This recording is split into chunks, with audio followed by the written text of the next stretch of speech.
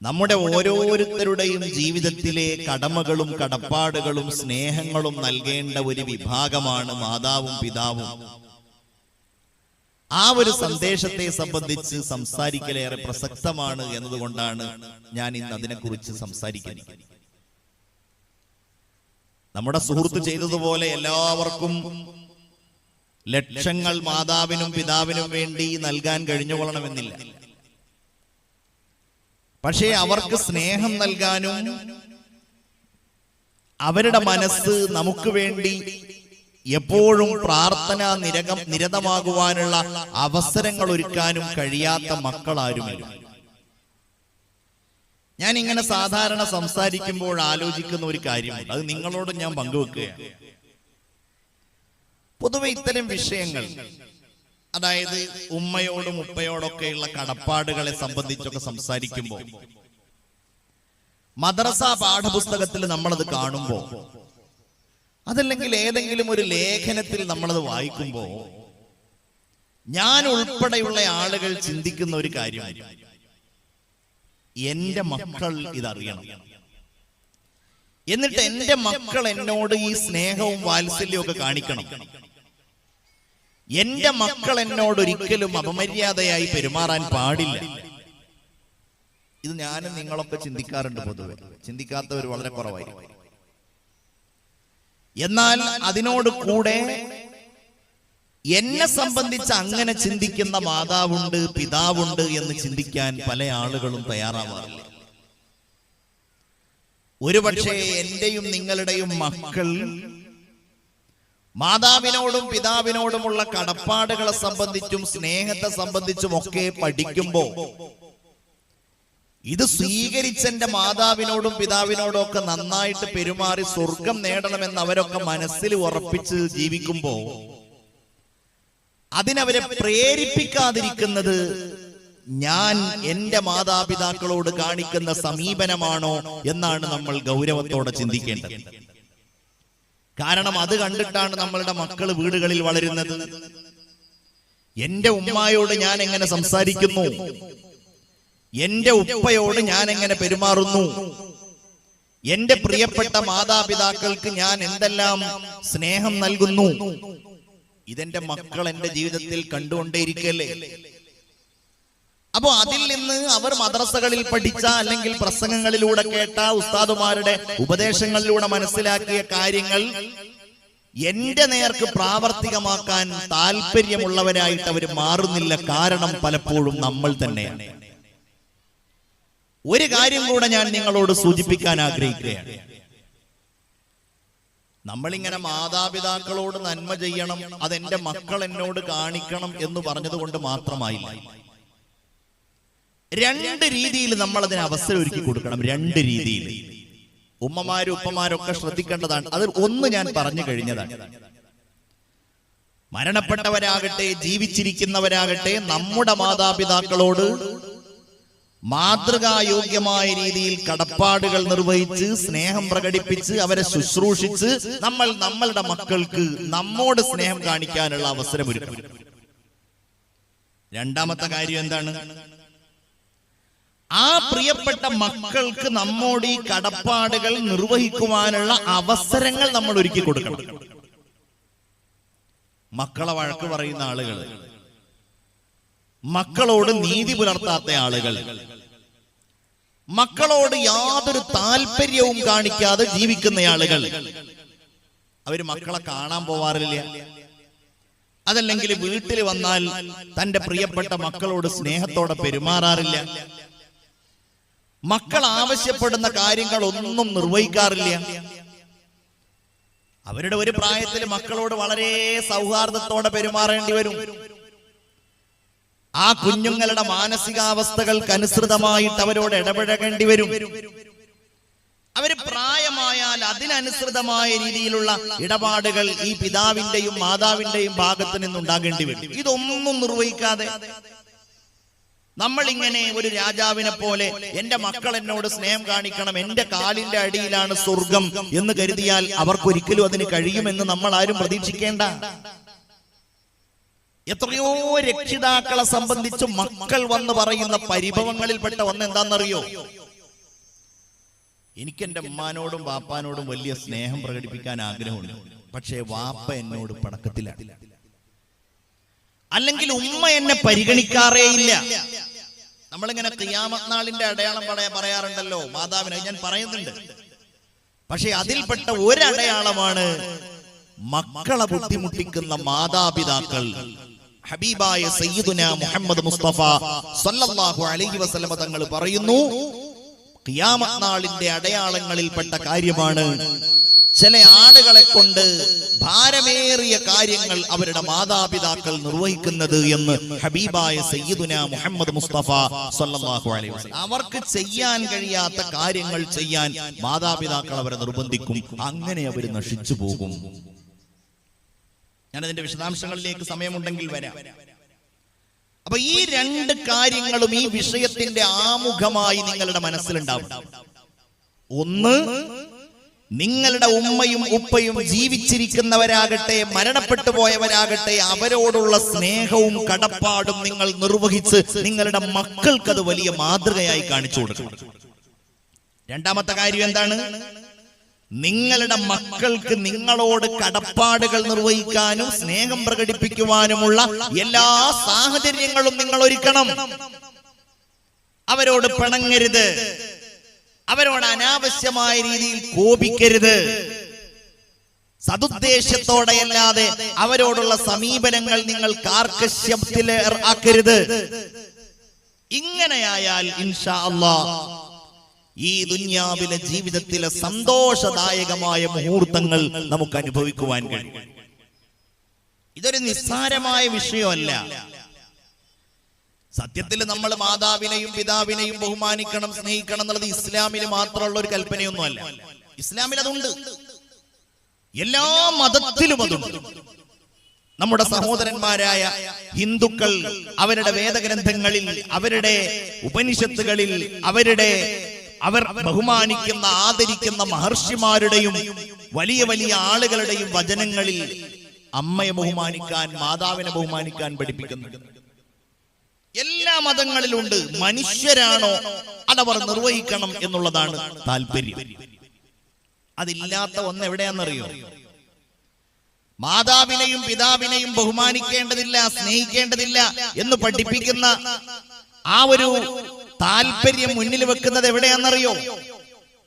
ആധുനികമായ ലിബറലിസത്തിന്റെ, പാശ്ചാത്യൻ സംസ്കാരത്തിന്റെ സ്വീകാര്യത മനസ്സിൽ ഉൾക്കൊണ്ട ആളുകളിലാണ് അതില്ലാത്തത്. അത് പ്രത്യേകിച്ച് ഒരു ഇസം എന്നൊന്നും അതിന് പറയാനില്ല. ലിബറലിസം എന്ന് പറഞ്ഞിട്ടുണ്ടെങ്കിൽ സ്വതന്ത്രമായിട്ട് ചിന്തിക്കുന്ന ആളുകൾ അവരാഗ്രഹിക്കുന്നത് എന്താണ്? എന്റെ മാതാവിന്റെ ഉത്തരവാദിത്തമായിരുന്നു എന്നെ പ്രസവിക്കുക എന്നുള്ളത്. അത് കഴിഞ്ഞ് എന്നെ വളർത്തിക്കൊണ്ടുവരലും അവരുടെ ഉത്തരവാദിത്തമായിരുന്നു. ഈ ലോകം അങ്ങനെയാണ് നിലനിന്നത്. മൃഗങ്ങളൊക്കെ കണ്ടില്ലേ? ആ മൃഗങ്ങൾക്കൊക്കെ ഒരു സമയമുണ്ട്, ഒരു പ്രായമുണ്ട്, അതുവരെ അവ വളർത്തിക്കൊണ്ടുവരുന്നു. അത് കഴിഞ്ഞാൽ പിന്നെ ഞാൻ സ്വതന്ത്രനാണ്. എന്റെ ബുദ്ധി, എന്റെ ചിന്ത, എന്റെ വിചാരം, എന്റെ പഠനം, എന്റെ ആഗ്രഹം. ഞാൻ എന്തിന് ഒരു മാതാവ് പിതാവ് എന്ന പേരിൽ കടപ്പാടുകളുമായി ബഹുമാനവുമായി പോകണം? എനിക്കതിന്റെ കാര്യമൊന്നുമില്ല. പാശ്ചാത്യൻ സംസ്കാരങ്ങൾ ഒട്ടനേകം പതിറ്റാണ്ടുകളായി ലോകത്തിന് സമ്മാനിച്ച, അല്ലെങ്കിൽ ലോകത്തിന് നൽകിയ ദുഷിച്ച ചിന്താഗതിയാണ്. അതാണ് നമുക്കിടയിലെ പലരും സ്വീകരിച്ചിരിക്കുന്നത്. അവർ വിദ്യാഭ്യാസമുള്ളവരാകാം, അവര് സൗകര്യമുള്ളവരാകാം. ഞാനത് വെറുതെ തമാശയായിട്ട് പറയുന്നതാണ് എന്ന് നിങ്ങൾ ചിന്തിക്കരുത്. നിങ്ങളുടെ ഈ മംഗലാപുരത്തും കർണാടകയുടെ ഭാഗങ്ങളിലും എത്രത്തോളം വൃദ്ധസദനങ്ങളുണ്ടെന്ന് എനിക്കറിയില്ല. പാശ്ചാത്യൻ ലോകത്ത് കാലങ്ങൾക്ക് മുമ്പേ ധാരാളം അതുണ്ടായിരുന്നു. പഴയ കാലത്ത് ഒരു 10, 15, 20 കൊല്ലങ്ങൾക്ക് മുമ്പ് നമ്മളുടെ നാട്ടിൽ ഇതുപോലെ വഅദ് പറയുന്ന ഉസ്താദുമാര് ലണ്ടനിലും അമേരിക്കയിലുമൊക്കെ മാതാവിനെയും പിതാവിനെയും ഒക്കെ കൊണ്ട് താമസിപ്പിക്കുന്ന വൃദ്ധസദനങ്ങളെ സംബന്ധിച്ച് വലിയ പ്രസംഗങ്ങൾ നടത്തുമ്പോ നമ്മളുടെ ഉമ്മമാരും പഴയ കാലത്തുള്ള ഉപ്പമാരും ഒക്കെ അങ്ങനെയൊക്കെ ഉണ്ടോ എന്ന് ചോദിച്ചു വല്ലാതെ അത്ഭുതപ്പെട്ടിരുന്നു. ഇന്ന് ഇന്ത്യ രാജ്യത്ത് നിന്നുള്ള ഇന്ത്യ രാജ്യത്ത് നിന്ന് പ്രവാസം സ്വീകരിച്ച ആളുകൾ ഏറ്റവും കൂടുതൽ കഴിയുന്ന രാജ്യങ്ങളിൽ പ്രധാനപ്പെട്ടത് അമേരിക്കയും ബ്രിട്ടനും ഒക്കെയാണ്. നമ്മളുടെ വിദ്യാർത്ഥികൾ പഠിക്കാൻ വേണ്ടി പോകുന്നു.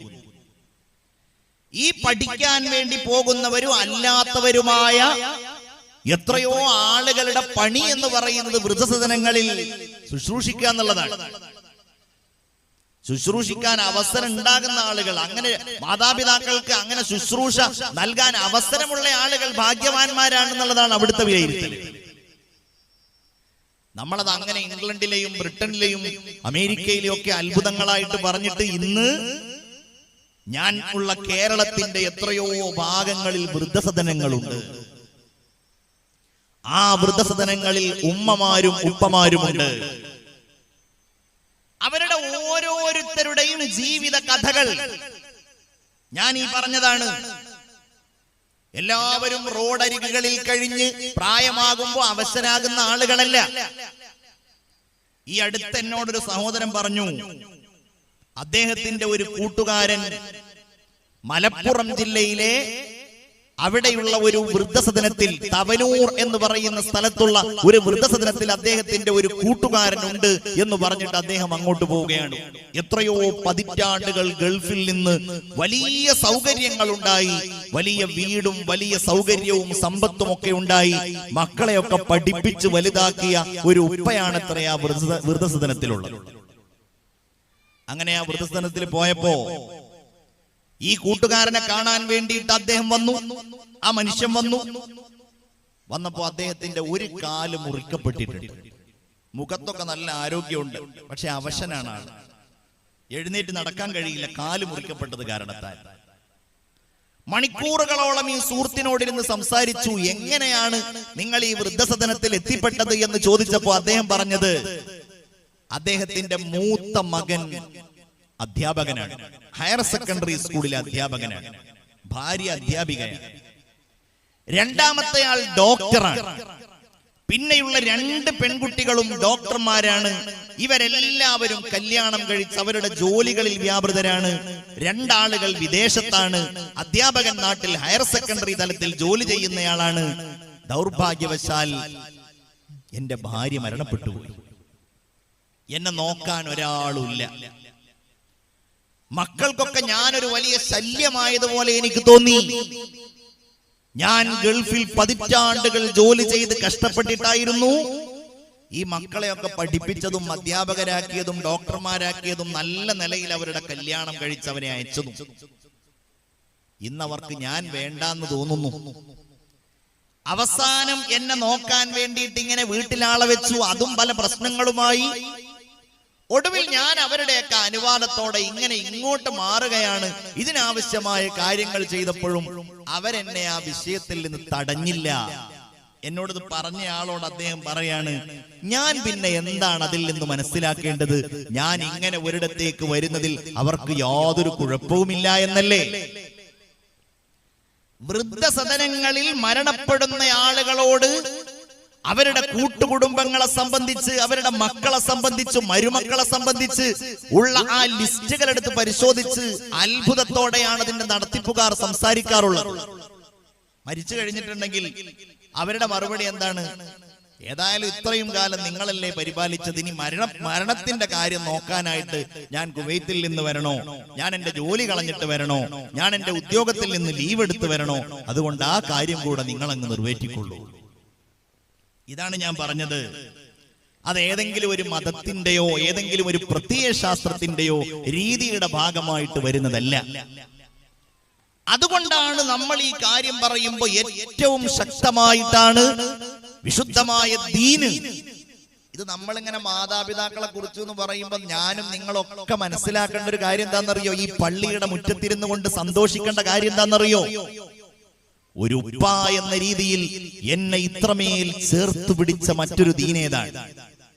ഒരു ഉമ്മ എന്ന രീതിയിൽ എനിക്ക് വേണ്ട കാരുണ്യത്തെ സംബന്ധിച്ച് പറഞ്ഞ മറ്റൊരു നബി ഏതാണ്? ഇതിന്റെ ഗൗരവം സൂചിപ്പിക്കാനാണ് ഞാൻ ആമുഖമായി മഹാനായ അബ്ദുല്ലാഹ് ഇബ്നു അബ്ബാസ് റളിയല്ലാഹു അൻഹു പറഞ്ഞ ഒരു കാര്യം പറയുന്നത്.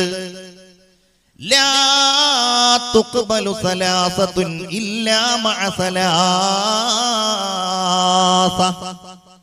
3 കാര്യങ്ങളെ അല്ലാഹു 3 കാര്യങ്ങളോടൊപ്പമല്ലാതെ സ്വീകരിക്കുകയില്ല. 3 കാര്യങ്ങളെ അല്ലാഹു സ്വീകരിക്കണമെങ്കിൽ അതിനോടൊപ്പം 3 കാര്യങ്ങളും അനിവാര്യമാണ്. അതിൽപ്പെട്ട ഒന്ന് അസ്സലാത്തു ഇല്ലാ മഅസ്സകാ. നിസ്കാരത്തെ അല്ലാഹു സ്വീകരിക്കില്ല സക്കാത്തിനോട് കൂടെയല്ലാതെ. എല്ലാവരും നിസ്കരിക്കുന്നവരാണെന്ന് കൂട്ടി. എല്ലാവരും നിസ്കരിക്കുന്നവരാണ്. ഒന്ന് കൂട്ടി. എല്ലാവരും നിസ്കരിക്കുന്നവരാണ്. നിസ്കാരം ഉപേക്ഷിക്കുന്നവരായിട്ടുള്ള ആളുകൾ കുറവായിരിക്കും. അങ്ങനെ നിസ്കരിക്കുന്നവരാണെങ്കിലും അവർ സക്കാത്ത് കൊടുക്കാൻ മടിക്കുന്നവരാണെങ്കിൽ, കച്ചവടക്കാരനാണ്, സക്കാത്ത് കൊടുക്കാൻ താല്പര്യമില്ല, എന്നാലോ അവൻ കൃത്യമായി നിസ്കരിക്കുന്നവനാണ്. എന്താ പറയുന്നത്? അവന്റെ നിസ്കാരത്തെ അല്ലാഹു സ്വീകരിക്കുകയില്ല.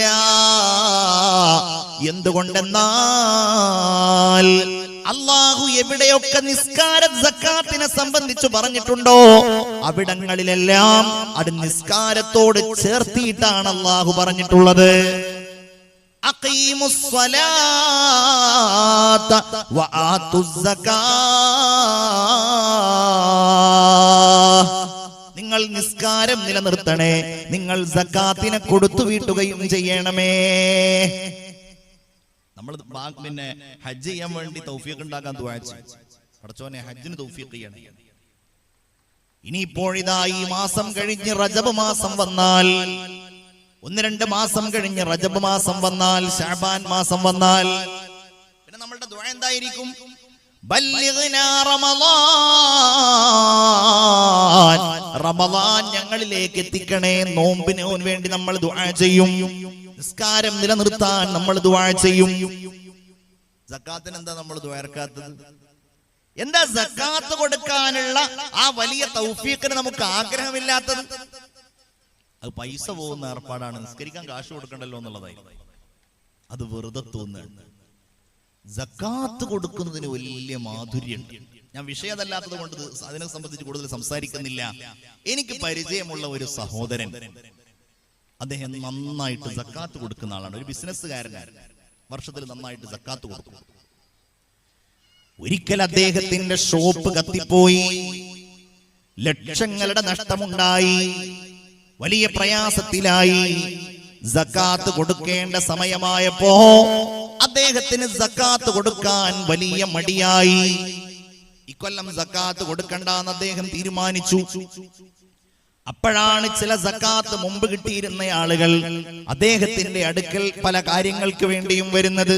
ഈ പ്രതീക്ഷയോടെ വരുന്ന ഭാര്യ പറഞ്ഞു, ഇക്ക എന്തിനാണ് ഈ വർഷം സക്കാത്ത് കൊടുക്കാതിരിക്കുന്നത്? ഏതായാലും അവരൊക്കെ നിങ്ങളെ പ്രതീക്ഷിച്ചിരിക്കല്ലേ. ഇദ്ദേഹം പറയുകയാണ്, ഞാൻ നഷ്ടത്തിലാണെങ്കിലും, ഞാൻ വലിയ പ്രയാസത്തിലാണെങ്കിലും ഞാൻ സക്കാത്ത് കൊടുക്കാൻ തീരുമാനിച്ചു. അങ്ങനെ ഞാൻ സക്കാത്ത് കൊടുത്തു. എന്റെ ആ സമയത്തുള്ള എന്റെ വിപണിയിലുള്ള കാര്യങ്ങളെല്ലാം നോക്കിയിട്ട് ഞാൻ സക്കാത്ത് കൊടുത്തു എന്ന് പറഞ്ഞിട്ട് ആ സഹോദരൻ അടുത്ത കൊല്ലമാണ് ഈ സംഭവം പറയുന്നത്. അടുത്ത കൊല്ലം അയാൾ സക്കാത്ത് കൊടുക്കാനുള്ള പൈസ കൂട്ടി നോക്കുമ്പോ കഴിഞ്ഞ വർഷം കൊടുത്തതിനേക്കാൾ, അതിന്റെ മുമ്പുള്ള വർഷങ്ങളിൽ അയാൾ നൽകിയതിനേക്കാൾ വലിയ പണം സക്കാത്തിൻ്റെതായിട്ട് അയാളുടെ കയ്യിൽ വന്നു. മറ്റുള്ളവർക്ക് ധാരാളം സക്കാത്ത് കൊടുക്കാൻ ആവശ്യമായ പണം കിട്ടുന്ന രീതിയിൽ അയാളുടെ കച്ചവടം ലാഭത്തിലായി. എല്ലാ നഷ്ടവും അവസാനിച്ച് വലിയ രീതിയിൽ അയാളുടെ കച്ചവടം ആ വർഷം വിജയിച്ചതായി അയാൾക്ക് ബോധ്യപ്പെട്ടു എന്ന് എന്നോട് പറഞ്ഞു. അപ്പൊ ഞാൻ പറഞ്ഞു, അത് സക്കാത്തിന്റെ പ്രത്യേകത അത് തന്നെയല്ലേ. സക്കാത്ത് എന്ന് പറഞ്ഞാൽ അതിന് 2 അർത്ഥമാണുള്ളത് പ്രധാനമായും. എന്താണ് സക്കാത്ത് എന്ന് പറഞ്ഞാൽ? എന്താ? ഒന്ന് അത്തതുഹീറു, അത് ശുദ്ധീകരിക്കലാണ്. ഇത്രയും വലിയ പൈസയില്, ഈ സമ്പത്തില് മറ്റുള്ള ആളുകളുടെ അവകാശങ്ങൾ കുറെ കിടക്കുന്നുണ്ട്. അതെടുത്തിട്ട് ആ സമ്പത്തിനെ അങ്ങ് ശുദ്ധീകരിക്കുകയാണ്. രണ്ടാമത്തെ അതിന്റെ അർത്ഥം മന്നമാഉ, വളർച്ച എന്നുള്ളതാണ്. അഥവാ ഇതിൽ നിന്ന് അതിന്റെ അവകാശികൾക്ക് സക്കാത്തിന്റെ പണം പോകുമ്പോ ബാക്കിയുള്ള സമ്പത്തിൽ അല്ലാഹു അയാള് പ്രതീക്ഷിക്കാത്ത രീതിയിലുള്ള വളർച്ച നൽകും. ഞാൻ നിങ്ങളോട് സൂചിപ്പിക്കുന്നത് ഖിയാമത്ത് നാളിന്റെ അടയാളങ്ങളിൽ ഒന്നു തന്നെയാണ് സക്കാത്ത് കൊടുക്കാൻ ആളുകൾ മടിക്കുകയും മറ്റുള്ളവർക്ക് സക്കാത്ത് കിട്ടാതെ സക്കാത്ത് കടമായി കെട്ടിക്കിടക്കുകയും ചെയ്യുന്ന കാലമെന്ന് ആദരവായ സയ്യിദുനാ മുഹമ്മദ് മുസ്തഫ സല്ലല്ലാഹു അലൈഹി വസല്ലം ഞാൻ പറഞ്ഞത് പരിശുദ്ധമായ സക്കാത്ത് കൊടുക്കാതെ നിസ്കാരങ്ങളെ അല്ലാഹു സ്വീകരിക്കുകയില്ല. കാരണം വിശുദ്ധമായ ഖുർആനില് സക്കാത്ത് പറയുന്നതെല്ലാം നിസ്കാരത്തോട് ചേർത്തിട്ടാണ് പറഞ്ഞിട്ടുള്ളത്. ഞാൻ ഇനി അതിന്റെ വിശദാംശങ്ങളിലേക്ക് പോകുന്നില്ല. രണ്ടാമത്തെ കാര്യം ഏതാണ്? ഇത്വാഅത്തുല്ലാഹി ഇല്ലാ മഅ ഇത്വാഅത്തിർ റസൂൽ. അല്ലാഹുവിന്റെ റസൂലിന് വഴിപ്പെടാതെ അല്ലാഹുവിനുള്ള വഴിപ്പെടലിനെ അല്ലാഹു സ്വീകരിക്കുകയില്ല.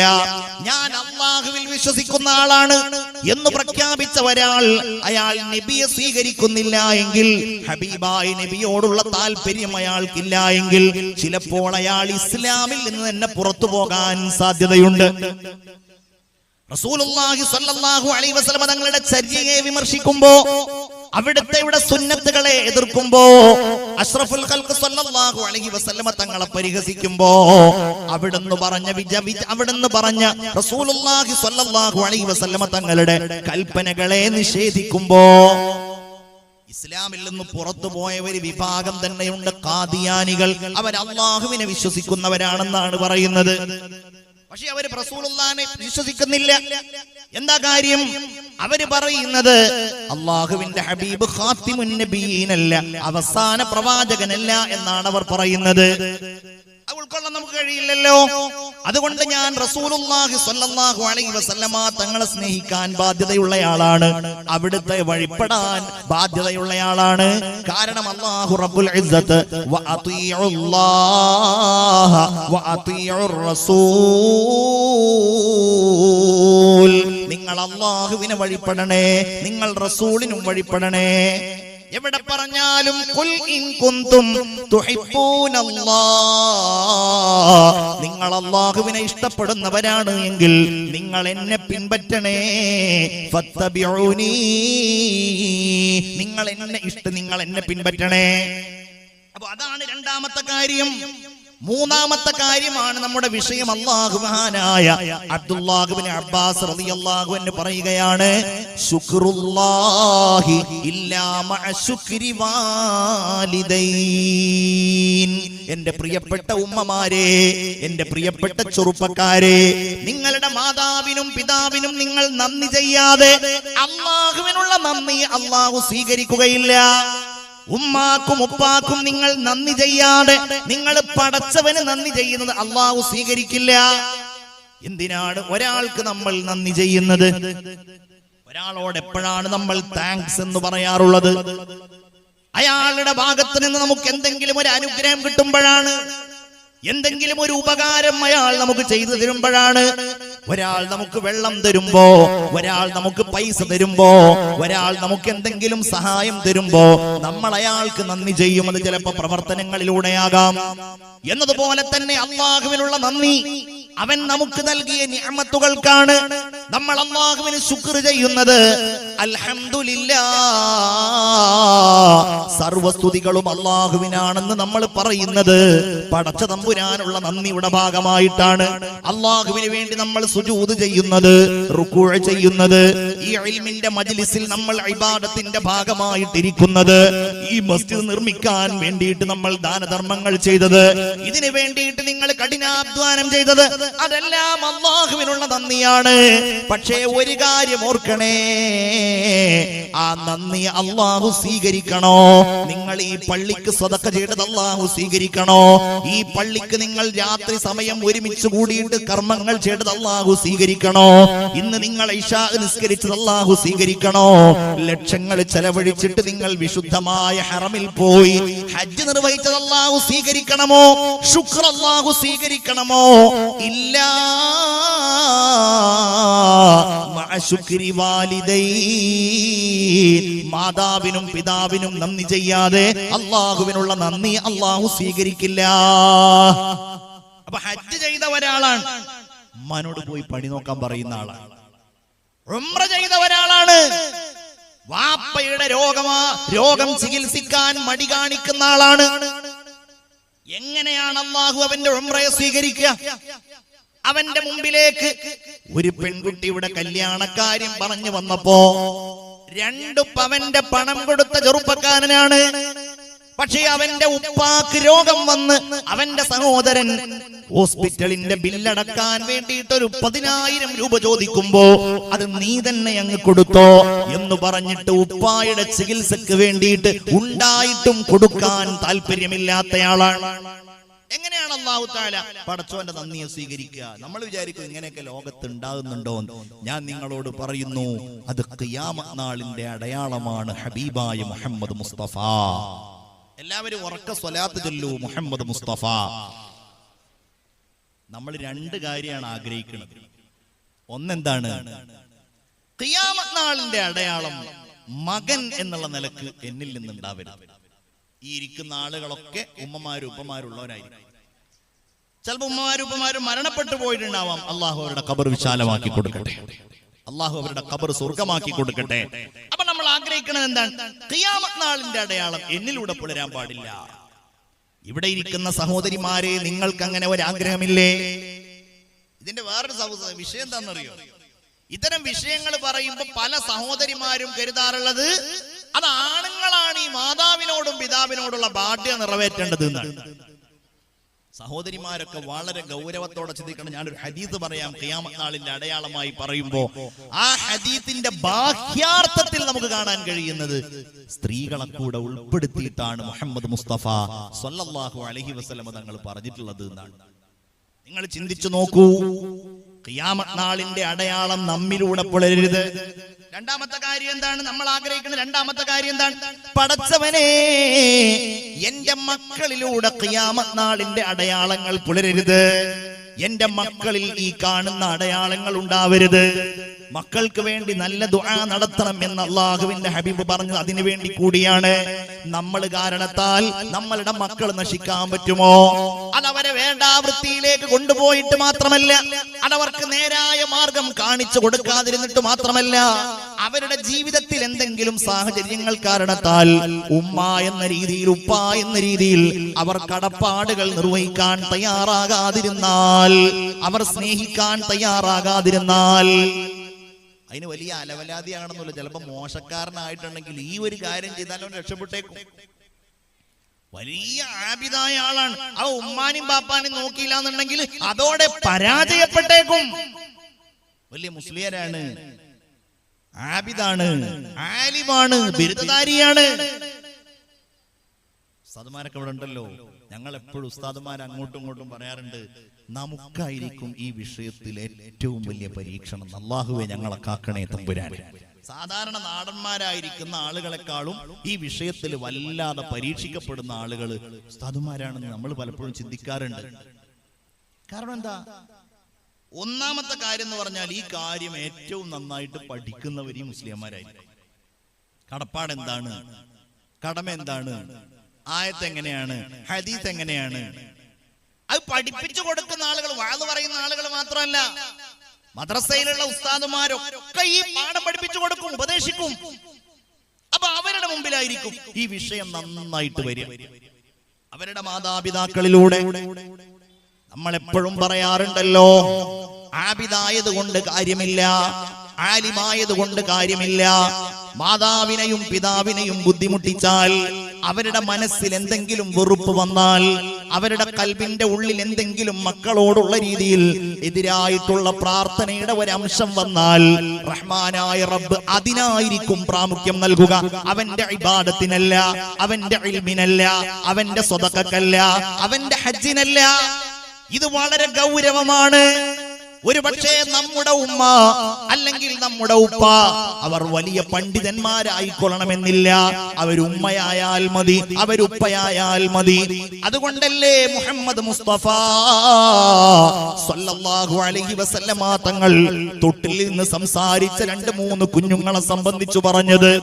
ആ കുഞ്ഞുങ്ങളിൽ ഒരാൾ മഹാനായ ഈസാ അലൈഹിസ്സലാമാണ്. മഹദിയായ മറിയം റളിയല്ലാഹു തആല അൻഹയ്ക്ക് വേണ്ടിയിട്ട് തൊട്ടിലിൽ കിടക്കുന്ന സമയത്ത് മഹാനായ ഈസാ അലൈഹിസ്സലാം സംസാരിച്ചുവല്ലോ. രണ്ടാമത്തെയാള് മഹാനായ സയ്യിദുനാ യൂസുഫ് നബി അലൈഹിസ്സലാമിന്റെ സാക്ഷിയാണ്. ഞാൻ അതിനെ സംബന്ധിച്ചും പറയുന്നില്ല. മൂന്നാമത്തെയാൾ ആരാണ്? മഹാനായ ജുറൈജ് റളിയല്ലാഹു അൻഹു എന്ന് പറയുന്ന ചെറുപ്പക്കാരനെ ബനൂ ഇസ്രായേലിലെ വലിയ ആബിദായിരുന്നു. നന്നായിട്ട് ഇബാദത്ത് ചെയ്യുന്ന ആളായിരുന്നു ജുറൈജ് എന്ന ചെറുപ്പക്കാരൻ. മാതാവിന്റെ അടുക്കൽ നിന്ന് ജുറൈജ് യാത്ര പറഞ്ഞു പോവുകയാണ്. ഉമ്മയോട് പറയുന്നു, ഉമ്മാ, ഈ വീടും പരിസരവും ഒക്കെ എന്നെ ആരാധനകളിൽ നിന്ന് അകറ്റിക്കളയുന്നുണ്ട്. അതുകൊണ്ട് ഞാൻ കുറച്ച് ദൂരെ പോയിട്ട് ഉമ്മ ഇബാദത്ത് ചെയ്യട്ടെയോ? ഉമ്മ എനിക്കതിന് സമ്മതം തരുമോ? ഉമ്മ പറഞ്ഞു, മോനെ നീ പോയിക്കോ. പക്ഷേ ഉമ്മയല്ലുള്ളൂ ഈ വീട്ടില്. ഇടക്കിടക്ക് ഉമ്മയെ കാണാൻ വേണ്ടി മോൻ ഇങ്ങോട്ട് വരണേ. ജുറൈജ് റളിയല്ലാഹു അൻഹു പോയി, വീട്ടിൽ നിന്ന് പോയി. ഒരു മലയുടെ മുകളിലാണ് ഇബാദത്തിന് വേണ്ടി പോയത്. ഒരു മലയുടെ മുകളിൽ പോയിട്ട് അവിടെ ചെറിയ ഒരു പർണശാല കെട്ടിയുണ്ടാക്കി, ഒരു വീട് കെട്ടിയുണ്ടാക്കി. ആ വീടിന്റെ ഉള്ളിൽ മഹാനായ ജുറൈജ് റളിയല്ലാഹു അൻഹു ആരാധനാ നിമഗ്നനായിട്ടിരിക്കുകയാണ്. അദ്ദേഹത്തിന്റെ ഇബാദത്ത് ഇങ്ങനെ വല്ലാതെ വർദ്ധിച്ചു. അദ്ദേഹം ജനങ്ങൾക്കിടയിൽ വളരെ പ്രസിദ്ധനായി. ആ മലയുടെ മുകളിലുള്ള ജുറൈജിനെ പോലെ എന്ന ആളുകൾ അദ്ദേഹത്തെ പലപ്പോഴും ഉപമിക്കാറുണ്ടായിരുന്നു. ഈ ഉമ്മാക്കാണെങ്കിലോ മോനെ കുറിച്ച് ആളുകൾ പറയുന്നതൊക്കെ ഇങ്ങനെ കേൾക്കും. പക്ഷേ മോനെ കാണാൻ കിട്ടുന്നില്ല, മോനോട് വർത്തമാനം പറയാനുള്ള അവസരമുണ്ടാകുന്നില്ല. അങ്ങനെ ഈ ഉമ്മ ചിന്തിക്കുകയാണ്, പടച്ചവനെ, എന്റെ മകനെ ഒന്ന് കാണാൻ എനിക്ക് എപ്പോഴാണ് അവസരമുണ്ടാവുക? പ്രിയപ്പെട്ട ആ മാതാവ് പലപ്പോഴും ചിന്തിച്ച അവസാനം വീട്ടിൽ നിന്നിറങ്ങി ആ മലയുടെ മുകളിലേക്ക് കയറാൻ ഉമ്മയെ കൊണ്ട് കഴിയുന്നില്ല. ഉമ്മ മലയുടെ താഴെ നിന്ന് വിളിക്കുകയാണ്, മോനെ ജുറൈജേ. ജുറൈജിനെ ഇങ്ങനെ വിളിച്ചപ്പോ ജുറൈജ് ആ സമയത്ത് ഇബാദത്തിലായിരുന്നു. അന്നത്തെ കാലഘട്ടത്തിൽ അദ്ദേഹത്തിന്റെ മേളിൽ ഏൽപ്പിക്കപ്പെട്ടതായ ഇബാദത്തിലായിരുന്നു. അതുകൊണ്ട് ആ മഹാനായ മനുഷ്യന് തന്റെ മാതാവിന്റെ വിളിക്കുത്തരം നൽകാൻ കഴിഞ്ഞില്ല.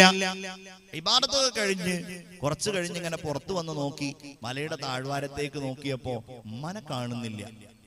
അത് കഴിഞ്ഞ് വീണ്ടും അദ്ദേഹം ഇബാദത്തിൽ മുഴുകി. രണ്ടാമത്തെ ദിവസവുമായി. അങ്ങനെ ദിവസവും ഉമ്മ വരും, ഉമ്മ ജുറൈജിനെ വിളിക്കും. ജുറൈജാണെങ്കിലോ, എനിക്ക് എന്റെ ഉമ്മയേക്കാൾ വലുതെന്റെ റബ്ബാണല്ലോ, എന്റെ അല്ലാഹു ആണല്ലോ.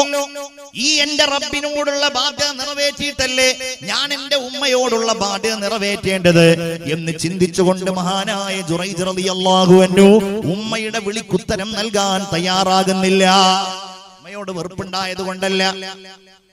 അങ്ങനെ ആ ഉമ്മ വേദനിക്കുമ്പോ, ഉമ്മ വല്ലാതെ സങ്കടപ്പെടുമ്പോ ഉമ്മ ദ്വാരക്കുകയാണ്, പടച്ചവനെ, എന്റെ മകനിതാ വലിയ ആളായി പോയി. അവനെ കുറിച്ച് ആളുകൾ വലിയ സൽപ്പേര് പറയുന്നു. എന്റെ മകനെ കുറിച്ച് ആളുകൾ നല്ല വർത്തമാനം പറയുന്നു. പടച്ചവനെ, അവൻ ഇങ്ങനെ ഇബാദത്തിലൊക്കെ മുഴുകിയത് കൊണ്ടാണല്ലോ. അല്ലാഹുവേ, അവൻ എന്നെ മറന്നു പോയത്. അതുകൊണ്ട് അവനെ നീ വഴിതെറ്റിക്ക് റബ്ബേ. അവനെ കുറിച്ച് ഏതെങ്കിലും ഒരാള് ഈ അപഖ്യാതി പറയുന്ന രീതിയിൽ, അവന്റെ ഈ ഇബാദത്തിന് ഭംഗം വരുന്ന രീതിയിൽ എങ്കിലല്ലേ അവൻ എന്നെ വന്നുകൊണ്ട് കാണുകയുള്ളൂ.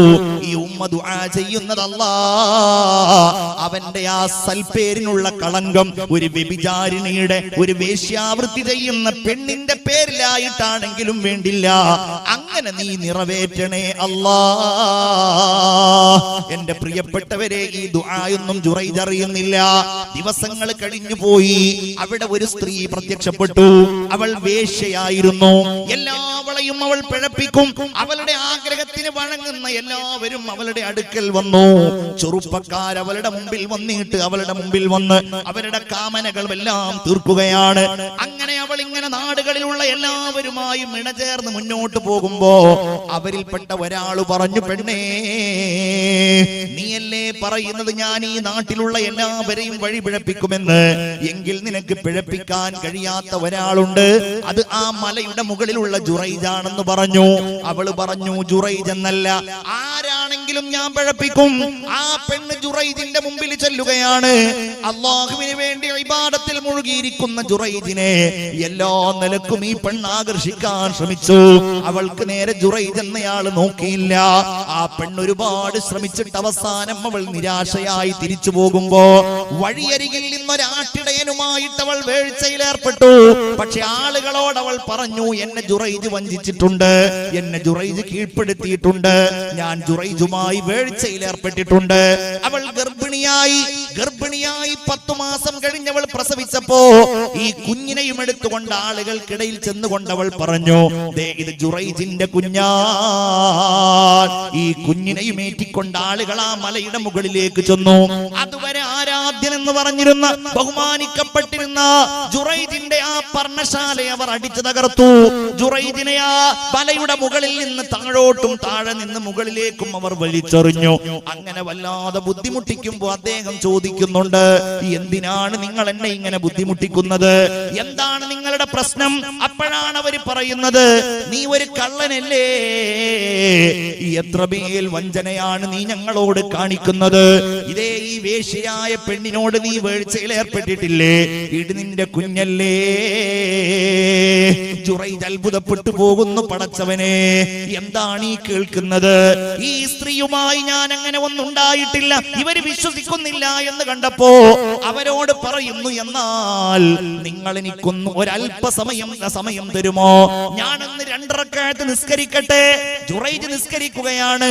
എന്നിട്ട് അല്ലാഹുവിനോട് ദുആ ചെയ്യുന്നു, റബ്ബേ ഇതൊരു വലിയ പരീക്ഷണമായി പോയല്ലോ, ഇതൊരു വല്ലാത്ത ശിക്ഷയായി പോയല്ലോ, ഇതെന്തിനാണ് റബ്ബേ?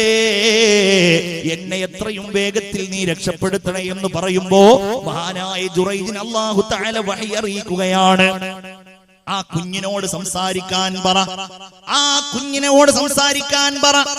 ജുറൈജ് റളിയല്ലാഹു അൻഹു ആളുകളുടെ മുമ്പിൽ വെച്ച് ആ കുഞ്ഞിനോട് സംസാരിക്കുകയാണ്. മോനെ, നിന്റെ ഉപ്പ ആരാണ്? തൊട്ടിൽ പ്രായമുള്ള മുല കുടിക്കുന്ന ആ കുഞ്ഞ് ജനങ്ങളെ മുഴുവൻ അത്ഭുതപ്പെടുത്തിക്കൊണ്ട് അള്ളാന്റെ ഹബീബ് പറയാണ്, ഉറക്ക വിളിച്ചു പറയുന്നു, എന്റെ കുഞ്ഞ് ഇന്ന ആട്ടിടയനാണ്. ആളുകളെല്ലാവരും അദ്ദേഹത്തിന്റെ കാൽക്കൽ വീണ്, ഞങ്ങൾ താങ്കൾക്ക് സ്വർണം കൊണ്ട് വേണമെങ്കിൽ ഒരു പർണശാല കെട്ടിയുണ്ടാക്കി തരാന്നൊക്കെ പറഞ്ഞപ്പോ അദ്ദേഹം പറഞ്ഞു, എനിക്കതൊന്നും വേണ്ട, എനിക്ക് പഴയ പോലെയുള്ള ഒരു കെട്ടിടം ഉണ്ടാക്കി തന്നാൽ മതി. ഞാനിത് പറഞ്ഞതെന്തിനാ? നമ്മളെ എത്ര വലിയ ആബിദായിട്ടും കാര്യമില്ല. പടച്ചവനെ, ഞങ്ങളെ നീ കാത്തു രക്ഷിക്കണേ തമ്പുരാനെ. അപ്പൊ ഇതിന്റെ ഗൗരവം എത്രയാ? നമ്മൾ ഇതിന്റെ പ്രാധാന്യം എന്താ മനസ്സിലാക്കാത്തത്? എന്തേ നമ്മിലൂടെ ഖിയാമത്ത് നാളിന്റെ അടയാളം പുലരാൻ നമുക്ക് താല്പര്യമുണ്ടോ? ഇതാണ് ഈ വിഷയത്തിന്റെ കാതലായ ഭാഗമായി എനിക്ക് ചോദിക്കുവാനുള്ളത്. അല്ലാഹു തന്റെ മഹാനായ അബ്ദുല്ലാഹ് ഇബ്നു അബ്ബാസ് എന്നവര് പറയുന്നത്, പടച്ചവന് നിങ്ങൾ ചെയ്യുന്ന നന്ദി അല്ലാഹു സ്വീകരിക്കില്ല, നിങ്ങളുടെ മാതാവിനും പിതാവിനും നന്ദി ചെയ്തിട്ടല്ലാതെ. ആ വാക്ക് നിങ്ങൾ ശ്രദ്ധിക്കണം. മാതാവിനും പിതാവിനും നന്ദി ചെയ്യുക. എന്താ നന്ദി എന്ന് പറഞ്ഞ? എന്താ? അവരിങ്ങോട്ട് വല്ലതും ചെയ്താൽ, ഒരാൾ ഇങ്ങോട്ട് വല്ലതും ചെയ്താൽ അതിനു പകരമായിട്ട് അങ്ങോട്ട് ചെയ്യുക. നിങ്ങൾ ചിന്തിക്കൂ, നമ്മൾ എന്ത് ചെയ്താലും ഉമ്മാക്കും ഉപ്പാക്കും ഉള്ളതിന് പകരമാകുമോ? ആവില്ല. അനിഷ്കുർലി വലിവാലിദൈക ഇലയ്യൽ മസീർ.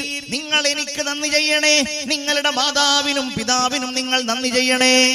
ഇത് അല്ലാഹു പറയുന്ന വചനം നിങ്ങൾ ചിന്തിച്ചിട്ടുണ്ടോ? ഇത് അല്ലാഹു പറയുന്നത് എവിടെയാണ്? വവസ്വൈനൽ ഇൻസാന ബിവാലിദൈഹി. മാതാവിനോടും പിതാവിനോടും നന്ദി ചെയ്യണം എന്ന കാര്യം ഉമ്മാമക്കളോട് നാം ഉപദേശിച്ചിട്ടുണ്ട്. വവസ്വൈനൽ ഇൻസാൻ, മനുഷ്യന്മാർക്ക് നമ്മൾ ഉപദേശം നൽകിയിട്ടുണ്ട്. എന്തിന്? മാതാവിനും പിതാവിനും നന്ദി ചെയ്യണം. എങ്ങനെയാണ് അള്ളാഹു പറയുന്നത്? ആ പറഞ്ഞ വാക്കിൽ തന്നെ ഉമ്മയാരാണ് ഉപ്പയാരാണ്. സാധാരണ ഉമ്മാക്ക് എന്താണ് അറബിയിൽ പറയാറുള്ളത്? നിങ്ങൾ പറഞ്ഞോളൂ, എന്താ പറയാറുള്ളത്? ഉമ്മുൻ എന്നല്ലേ പറയാറുള്ളത്? മദ്രസയിൽ ആദ്യം പഠിക്കുന്ന അതല്ലേ ഉമ്മുൻ. ബാപ്പാക്ക് എന്താ പറയാറുള്ളത്?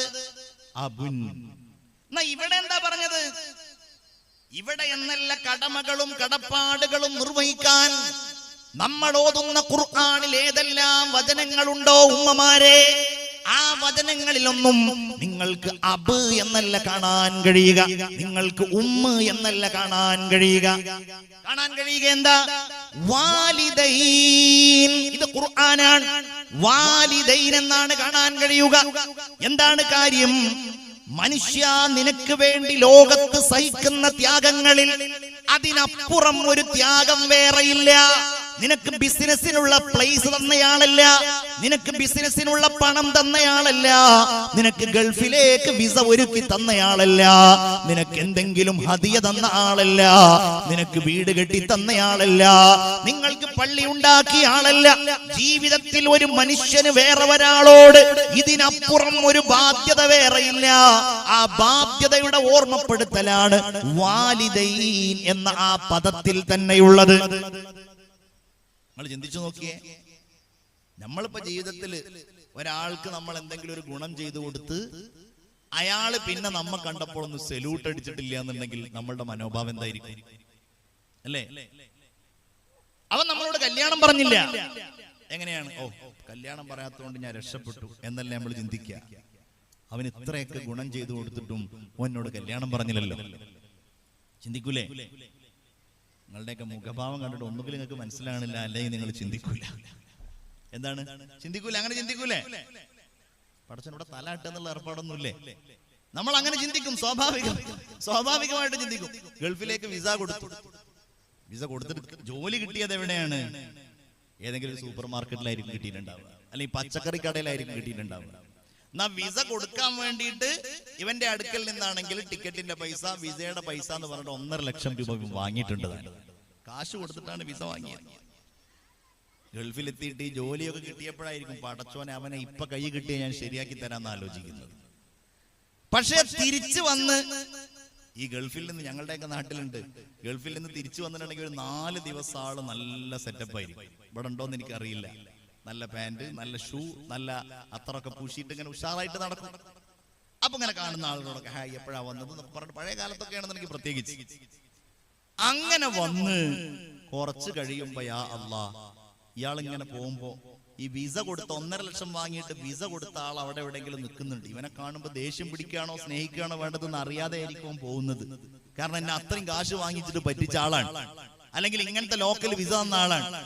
അപ്പൊ ഇവനുണ്ടാവും അടുത്ത ആളോട് പറയുന്നത്, കണ്ടില്ലേ ഓനെ ഗൾഫ് കൊണ്ടുപോയ ആള് ഞാനാണ്, ഓനക്ക് വിസ കൊടുത്ത ആള് ഞാനാണ്, എന്നിട്ട് അവൻ എന്നെ കണ്ടപ്പോ ബഹുമാനിച്ചില്ല, എന്നോട് എനിക്ക് ഗൾഫിൽ നിന്ന് വന്നപ്പോ ഒന്നും കൊണ്ടുവന്നില്ല.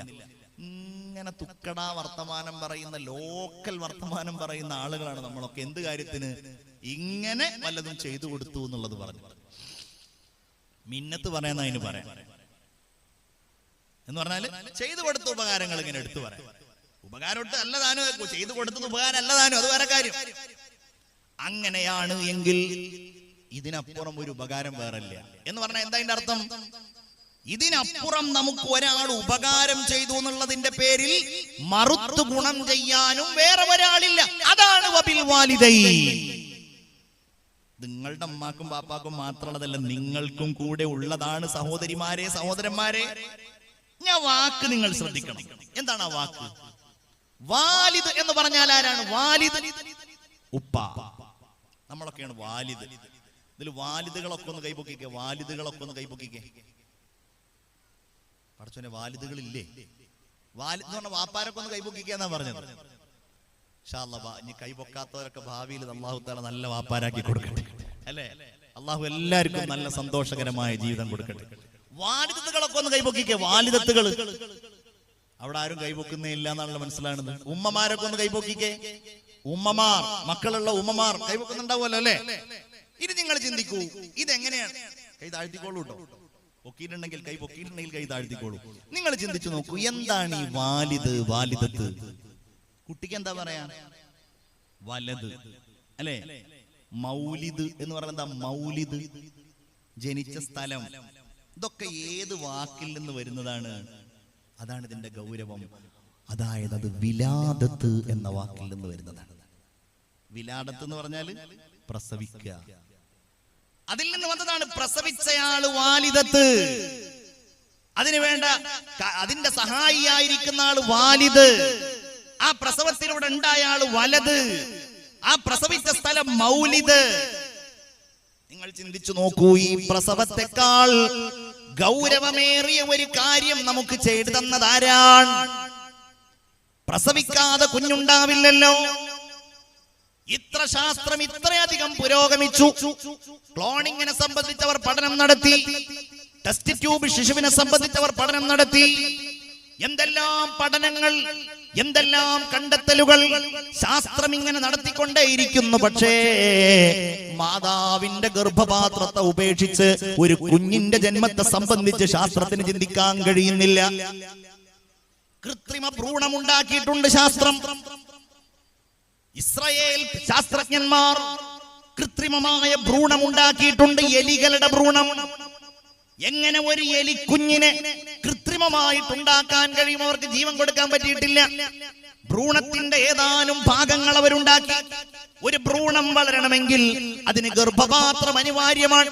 അവിടെ വെച്ച് അതിന് ജീവൻ കിട്ടൂ എന്ന് ശാസ്ത്രം ലോകത്തിന്റെ മുമ്പിൽ വിളിച്ചു പറഞ്ഞു. മുഅ്മിനീങ്ങളെ, അതുകൊണ്ട് തന്നെ ഒരുപക്ഷേ ആ പ്രിയപ്പെട്ട പിതാവ് എന്ന് പറയുന്ന ഒരാൾ അപ്രത്യക്ഷനാകാമെങ്കിലും, അല്ലെങ്കിൽ അയാൾ ഐഡന്റിഫൈ ചെയ്യപ്പെടാറില്ല എങ്കിലും, അതല്ലെങ്കിൽ അങ്ങനെ പിതാവില്ലാത്ത രീതിയിൽ, പിതാവിനെ ശ്രദ്ധിക്കാത്ത രീതിയിൽ ലോകത്ത് മക്കൾ ഉണ്ടാകാമെങ്കിലും ഉമ്മയെ ഒഴിവാക്കിക്കൊണ്ടൊരു കുഞ്ഞു ലോകത്തുണ്ടാവുകയില്ല. അത് നിർബന്ധമാണ്. അതാണ് പ്രസവം. അതാണ് അല്ലാഹു പറയുന്നത്. വാലിദൈൻ എന്ന് പറഞ്ഞിട്ട് പറയുന്ന കാര്യം എന്താണ്? ഹമലതുഹു ഉമ്മുഹു, അവന്റെ മാതാവ് അവനെ ഗർഭം ചുമന്നിരിക്കുന്നു. വഹ്നൻ അലാ വഹ്ൻ, പ്രയാസത്തിനുമേൽ പ്രയാസമായിക്കൊണ്ട്. എന്റെ പ്രിയപ്പെട്ടവരെ, നമുക്ക് നമ്മുടെ പ്രിയപ്പെട്ട ഉമ്മ ഗർഭം ചുമന്ന കാലം അറിയില്ല. പക്ഷേ നമ്മുടെ ഇണഗർഭം ചുമക്കുമ്പോ നമുക്കതറിയും. അവരെന്തെല്ലാം പ്രയാസങ്ങൾ അനുഭവിക്കാറുണ്ട്, എത്രയെല്ലാം ഭാരം ചുമക്കാറുണ്ട്. ആ പ്രിയപ്പെട്ട നമ്മുടെ ഭാര്യക്ക് ഭക്ഷണങ്ങൾ പ്രയാസമുള്ള സംഘട്ടങ്ങൾ വരും. അവർ ഛർദ്ദിക്കാൻ തുടങ്ങും. ശരീരത്തിന് ഒരുപാട് ബുദ്ധിമുട്ടുകൾ വരും. ശരീരത്തിന്റെ അകത്ത് ഒരു അന്യവസ്തു ഇങ്ങനെ വലുതായി വലുതായി വലുതായി വരുന്നത് പരിശുദ്ധ ഖുർആൻ സൂചിപ്പിച്ചതുപോലെ ഖലഖദ് ഖലഖ്നൽ ഇൻസാന മിൻ സുലാലത്തിൻ മിൻ തീൻ സുമ്മ ജഅൽനാഹു നുത്ഫതൻ ഫീ ഖറാരിൻ മകീൻ. ഖറാറും മകീൻ, സുഭദ്രമായ ആ വല്ലാത്ത വാസസ്ഥലമാകുന്ന നമ്മളുടെ ഭാര്യയുടെ ഗർഭാശയത്തില് നമ്മളുടെ പ്രിയപ്പെട്ട കുഞ്ഞുങ്ങൾ വളരുമ്പോ, ആ ഉമ്മയുടെ മക്കൾ വളരുമ്പോ ഒരുപാട് പ്രയാസങ്ങൾ വരും. 8-10 മാസക്കാലം ആ പ്രിയപ്പെട്ട മാതാവ് പ്രയാസത്തിനുമേൽ പ്രയാസം സഹിച്ച് വഹ്നൻ അലാ വഹ്ൻ. അതാണ് ഉമ്മ. ആ ഉമ്മയാണ് മക്കൾ ചവിട്ടുന്നത്. ആ ഉമ്മയാണ് പോയി പണി നോക്കാൻ മക്കൾ പറയുന്നത്. ആ ഉമ്മയുടെ അടയാളമില്ലാത്ത മനുഷ്യരാരെങ്കിലും ലോകത്തുണ്ടോ? ഏതൊരു മനുഷ്യന്റെയും വയറിന്റെ താഴ്ഭാഗത്തായി പൊക്കിൾ കൊടിയുടെ അടയാളമുണ്ടാകും. എന്താണ് ഈ പൊക്കിൾ ചുഴി? എന്താണ് പൊക്കിൾ ചുഴി? എന്താണ്? പൊക്കിൾ കൊടിയിലൂടെയാണ് നമ്മൾ ഭക്ഷണം കഴിച്ചത് ഗർഭാശയത്തിൽ നിന്ന്. അതിങ്ങനെ വളർന്നു വരണ്ടേ? 4 ആഴ്ച കഴിയുമ്പോ, 6 ആഴ്ച കഴിയുമ്പോ, 8 ആഴ്ച കഴിയുമ്പോ, 22 മാസം ആഴ്ച കഴിയുമ്പോ ഈ കുഞ്ഞ് വലുതായി നുത്ഫത്തായി, അലക്കത്തായി, രക്തപിണ്ഡമായി, മാംസകഷ്ണമായി, എല്ലായി, ആ എല്ലിനെ പൊതിയുന്ന മാംസങ്ങളായി, കൈകളും കാലുകളും കണ്ണുകളും എല്ലാം ഉള്ള ഒരു സ്ത്രീയായോ പുരുഷനായോ ആ ഗർഭാശയത്തിൽ രൂപപ്പെടണമെങ്കിൽ ആ ഗർഭാശയത്തിൽ നിന്ന് ആ കുഞ്ഞിന് ആവശ്യമായ ഭക്ഷണം ലഭ്യമാകണം. ജീവൻ കിട്ടും. 4-ാമത്തെ മാസം ജീവൻ കിട്ടും. അത് കിട്ടിക്കഴിഞ്ഞാൽ ഭക്ഷണം കഴിക്കും. ആ ഭക്ഷണം ഏതാണ്? നമ്മുടെ മാതാവിന്റെ ഗർഭപാത്രത്തിലുള്ള രക്തമാ. അതുവരെ ഓരോ മാസവും നിശ്ചിത ദിവസങ്ങളില് പ്രിയപ്പെട്ട ഉമ്മായുടെ ഗർഭപാത്രത്തിൽ നിന്നൊഴിഞ്ഞു പോയിരുന്ന ആർത്തവ രക്തം പ്രസവിക്കുന്നത് വരെ പിന്നീടില്ല. ആ രക്തം മുഴുവൻ ഈ കുഞ്ഞ് കുടിക്കുകയാണ്. അഥവാ നമ്മൾ ഓരോരുത്തരും കുടിക്കുകയാണ്. വായ കൊണ്ടല്ല, നമ്മളുടെ പൊക്കിൾ ചുഴിയിലൂടെയാണത്. പൊക്കിൾ കൊടിയിലൂടെ അല്ലാഹു തആല അത് കുടിക്കാൻ ആവശ്യമായ സൗകര്യങ്ങൾ ഏർപ്പെടുത്തിയിരിക്കുകയാണ്. അതിന്റെ ഒരടയാളം ഉമ്മയുടെ ഗർഭപാത്രത്തിൽ നിന്ന് ആ രക്തം കുടിച്ചതിന്റെ അടയാളമായി നമ്മുടെ ഓരോരുത്തരുടെയും അടിവയറിന്റെ സമീപത്തായി അടിവയറിലായി അല്ലാഹു റബ്ബുൽ ഇസ്സത്ത് ആ മുദ്രയെ അവശേഷിപ്പിച്ചിരിക്കുന്നിടത്തോളം കാലം. എങ്ങനെയാ നമ്മൾ ഉമ്മാനെ തള്ളി പറയാ? ഉമ്മാൻ എങ്ങനെയാ കണ്ണീര് കുടിപ്പിക്കുക? ചിന്തിച്ചു നോക്കണം നമ്മൾ. അതുകൊണ്ടാണ് മുഹമ്മദ് മുസ്തഫ സ്വലാത്ത് ചൊല്ലൂ മുഹമ്മദ് മുസ്തഫ സ്വല്ലല്ലാഹു അലൈഹി വസല്ലമ തങ്ങളുടെ അടുക്കൽ വന്ന ഒരാൾ ചോദിക്കുകയാണ്, നബിയെ, എനിക്കൊരുപാട് ബന്ധങ്ങളും കടപ്പാടുള്ള ആളുകളും സുഹൃത്തുക്കളും കുടുംബാംഗങ്ങളും ഒക്കെ ഉണ്ട്. ഇവരിൽ ഞാൻ ഏറ്റവും കൂടുതൽ ബന്ധം ഉണ്ടാകേണ്ടത് ആരോട്? മൻ അഹഖുന്നാസി ബിഹുസ്നി സുഹ്ബതി. നിങ്ങൾക്കറിയാം ഒന്നാമതായിട്ട് ആരെ പറഞ്ഞത്? ഉമ്മുക. റസൂലുള്ളാഹി പറയാണ്, എന്തുകൊണ്ട് ഒന്നാമത് പറഞ്ഞു? മഹാന്മാര് പറയുന്നുണ്ട്, അതിൽ ഒന്നാമത്തെ കാരണം ഒരാൾക്ക് വേണ്ടിയിട്ട് ആ ഉമ്മ സഹിച്ചത് ഗർഭം ചുമക്കുക എന്നുള്ളതാണ്. അതാണ് ഒന്ന്. രണ്ടാമത്തത് എന്താണ്? രണ്ടാമതും റസൂല് പറഞ്ഞു, പിന്നെയും നിന്റെ ഉമ്മയാണ്. ആ ഉമ്മ നിന്നെ പ്രസവിച്ചില്ലേ സഹോദര? 600 എല്ലുകൾ ഒരുമിച്ചൊടിയുമ്പോൾ ഉണ്ടാകുന്ന കഠിനമായ വേദന സഹിച്ചിട്ടല്ലേ നിന്നെ പ്രസവിച്ചത്. അതുകൊണ്ട് രണ്ടാമതും നിന്റെ ഉമ്മയാണ്. പിന്നെ ആരാണ്? മൂന്നാമതാരാണ്? അപ്പോഴും പറയുന്നു, ഉമ്മ ഉമ്മുക, പിന്നെയും നിന്റെ ഉമ്മയാ. എന്താണ് അതിന്റെ കാരണം? ആ ഉമ്മ നിനക്ക് മുലപ്പാല് തന്നില്ലേ? മുലപ്പാല് എന്ന് പറഞ്ഞതുപോലെ ലോകത്ത് വേറെ ഒരു സമീകൃതാഹാരമില്ല പ്രിയപ്പെട്ടവരെ. ഇപ്പം നമ്മളൊക്കെ എഴുന്നേറ്റ് നടക്കുന്നത് എങ്ങനെയാണ് നടക്കുന്നത്? ചിക്കന്, മട്ടന്. തമാശയായിട്ട് പറയാറുണ്ട് മനുഷ്യന്മാര് എത്ര വലിയ പേരുള്ള ആൾക്കാരാണെങ്കിലും ജീവിച്ചിരിക്കുന്ന കാലത്ത് പല പേരുകളായിരിക്കും മനുഷ്യന്മാർക്ക്, അല്ലേ? പല സ്ഥാനങ്ങളുണ്ടാവും, പേരുണ്ടാവും. മരിച്ചു കഴിഞ്ഞാൽ ഒരേ ഒരു പേരേ ഉള്ളൂ. എന്താണത്? മയ്യിത്ത്. എന്നാ ജീവിച്ചിരിക്കുന്ന കാലത്ത് ഒരേ ഒറ്റ പേര്, മരിച്ചു കഴിഞ്ഞിട്ടുണ്ടെങ്കിൽ പല പേരുകളും. ഏതാണ്? അതാണ് ചിക്കൻ എന്ന് പറഞ്ഞ സാധനം. ചിക്കന്റെ പേരുകൾ എന്തൊക്കെയാണ്? അൽഫാം, ഷവർ, എന്തൊക്കെയാണ്? നിങ്ങളുടെ നാട്ടിലായിരിക്കും ഓരോന്നുണ്ടാവുക, അല്ലെ? ഷവായ, അല്ലെ? പൊരിച്ചത്, കരിച്ചത്, ബോധം കെടുത്തിയത്. ജീവിച്ചിരിക്കുന്ന കാലത്ത് എല്ലാം കോഴിയാണ്, എല്ലാം ചിക്കനാണ്. മരിച്ചു കഴിഞ്ഞിട്ടുണ്ടെങ്കിൽ പല കോലത്തിലായി പോയി, പല രൂപത്തിലായി പോയി. മനുഷ്യന്മാര് പല പേരുള്ള സാധനങ്ങളാണ്. മരിച്ചു കഴിഞ്ഞിട്ടുണ്ടെങ്കിൽ എല്ലാവരും മയ്യിത്താണ്. ഇതൊക്കെ കഴിച്ചിട്ടാണ്, ഈ ചിക്കനും മട്ടനും മത്സ്യവും ഒക്കെ കഴിച്ചിട്ടാണ് നമ്മളൊക്കെ ഇങ്ങനെ എഴുന്നേറ്റ് നടക്കുന്നത്, അല്ലേ? എന്നാൽ ഇങ്ങനെ ഈ കുഞ്ഞായിരിക്കുന്ന സമയത്ത് എഴുന്നേറ്റ് നടക്കാൻ നമുക്ക് കിട്ടുന്ന ചിക്കൻ കഴിക്കാൻ പറ്റുമോ? പല്ലുണ്ടോ? അല്ലെങ്കിൽ മട്ടൻ കടിച്ചു വലിക്കാൻ പറ്റുമോ? നമ്മളുടെ തൊണ്ടയിലൂടെ അത് ഇറങ്ങിപ്പോകുമോ? ഇല്ലല്ലോ. അപ്പോഴാണ് അല്ലാഹു റബ്ബുൽ ഇസ്സത്ത് മാതാവിന്റെ മുലപ്പാൽ മനുഷ്യനായ നമുക്ക് നൽകുന്നത്. അതിലെല്ലാം ഉണ്ട്, എല്ലാ പോഷകങ്ങളുമുണ്ട്, എല്ലാ പോഷകങ്ങളുമുണ്ട്. അതിൽ എല്ലാ വിറ്റാമിൻസുകളുമുണ്ട്, അതിലെല്ലാമുണ്ട്. കൊളസ്ട്രോൾ എന്ന് പറയുന്ന മുലപ്പാലിലുള്ള അങ്ങനെയുള്ള അത്ഭുതകരമായ മുലപ്പാലിന്റെ അകത്തുള്ള ആ വലിയ പോഷകം ലോകത്ത് മറ്റൊരു ഭക്ഷ്യ സാധനത്തിലും ഇല്ല എന്നുള്ളതാണ്. അതുകൊണ്ടാണ് ഈ മുലപ്പാല് കുടിച്ച് 4 ദിവസം കഴിയുമ്പോഴേക്ക് മലർന്ന് കിടന്നിരുന്ന് നമ്മൾ കമിഴ്ന്ന് കിടക്കാൻ തുടങ്ങി. വേറെ ഒന്നും കഴിക്കുന്നില്ല. കുറച്ചു കഴിഞ്ഞാൽ മുട്ടുകുത്തി എഴയാൻ തുടങ്ങും, നമ്മളുടെ കണ്ണ് വിടരും, നമ്മൾ തടിയുള്ളവരാകും, ആരോഗ്യമുള്ളവരാകും. നല്ല മട്ടൻ ബിരിയാണി കഴിച്ചിട്ടല്ല, മത്സ്യം കഴിച്ചിട്ടല്ല, ഈ മുലപ്പാല് കുടിച്ചിട്ട് താരാട്ടാനുമ്മയെ പോലെ വേറൊരു കൂട്ടുണ്ടോ? ഉമ്മാന്റെ മടിത്തട്ട് സ്വർഗീയ പൂന്തട്ട്, സ്നേഹക്കാവാണ് ഉമ്മ, സഹനക്കടലാണ്. അല്ലാഹുവിന്റെ ഹബീബ് സയ്യിദുനാ മുഹമ്മദ് മുസ്തഫ സല്ലല്ലാഹു അലൈഹി വസല്ലം തങ്ങൾ 4-മതായിട്ടാണ് ഉപ്പയെ പറയുന്നത്. അത് മോശക്കാരനായതുകൊണ്ടല്ല, വാപ്പാക്ക് നമ്മൾ കൊടുക്കുന്ന സ്നേഹത്തെക്കാളും ലാളനേക്കാളും ഏത് ഘട്ടത്തിലും അതിന് അവകാശിയാണ്, അതിന് അർഹതയുള്ളയാളാണ് നമ്മുടെ ഉമ്മ എന്നുള്ളത് കൊണ്ടാണ്.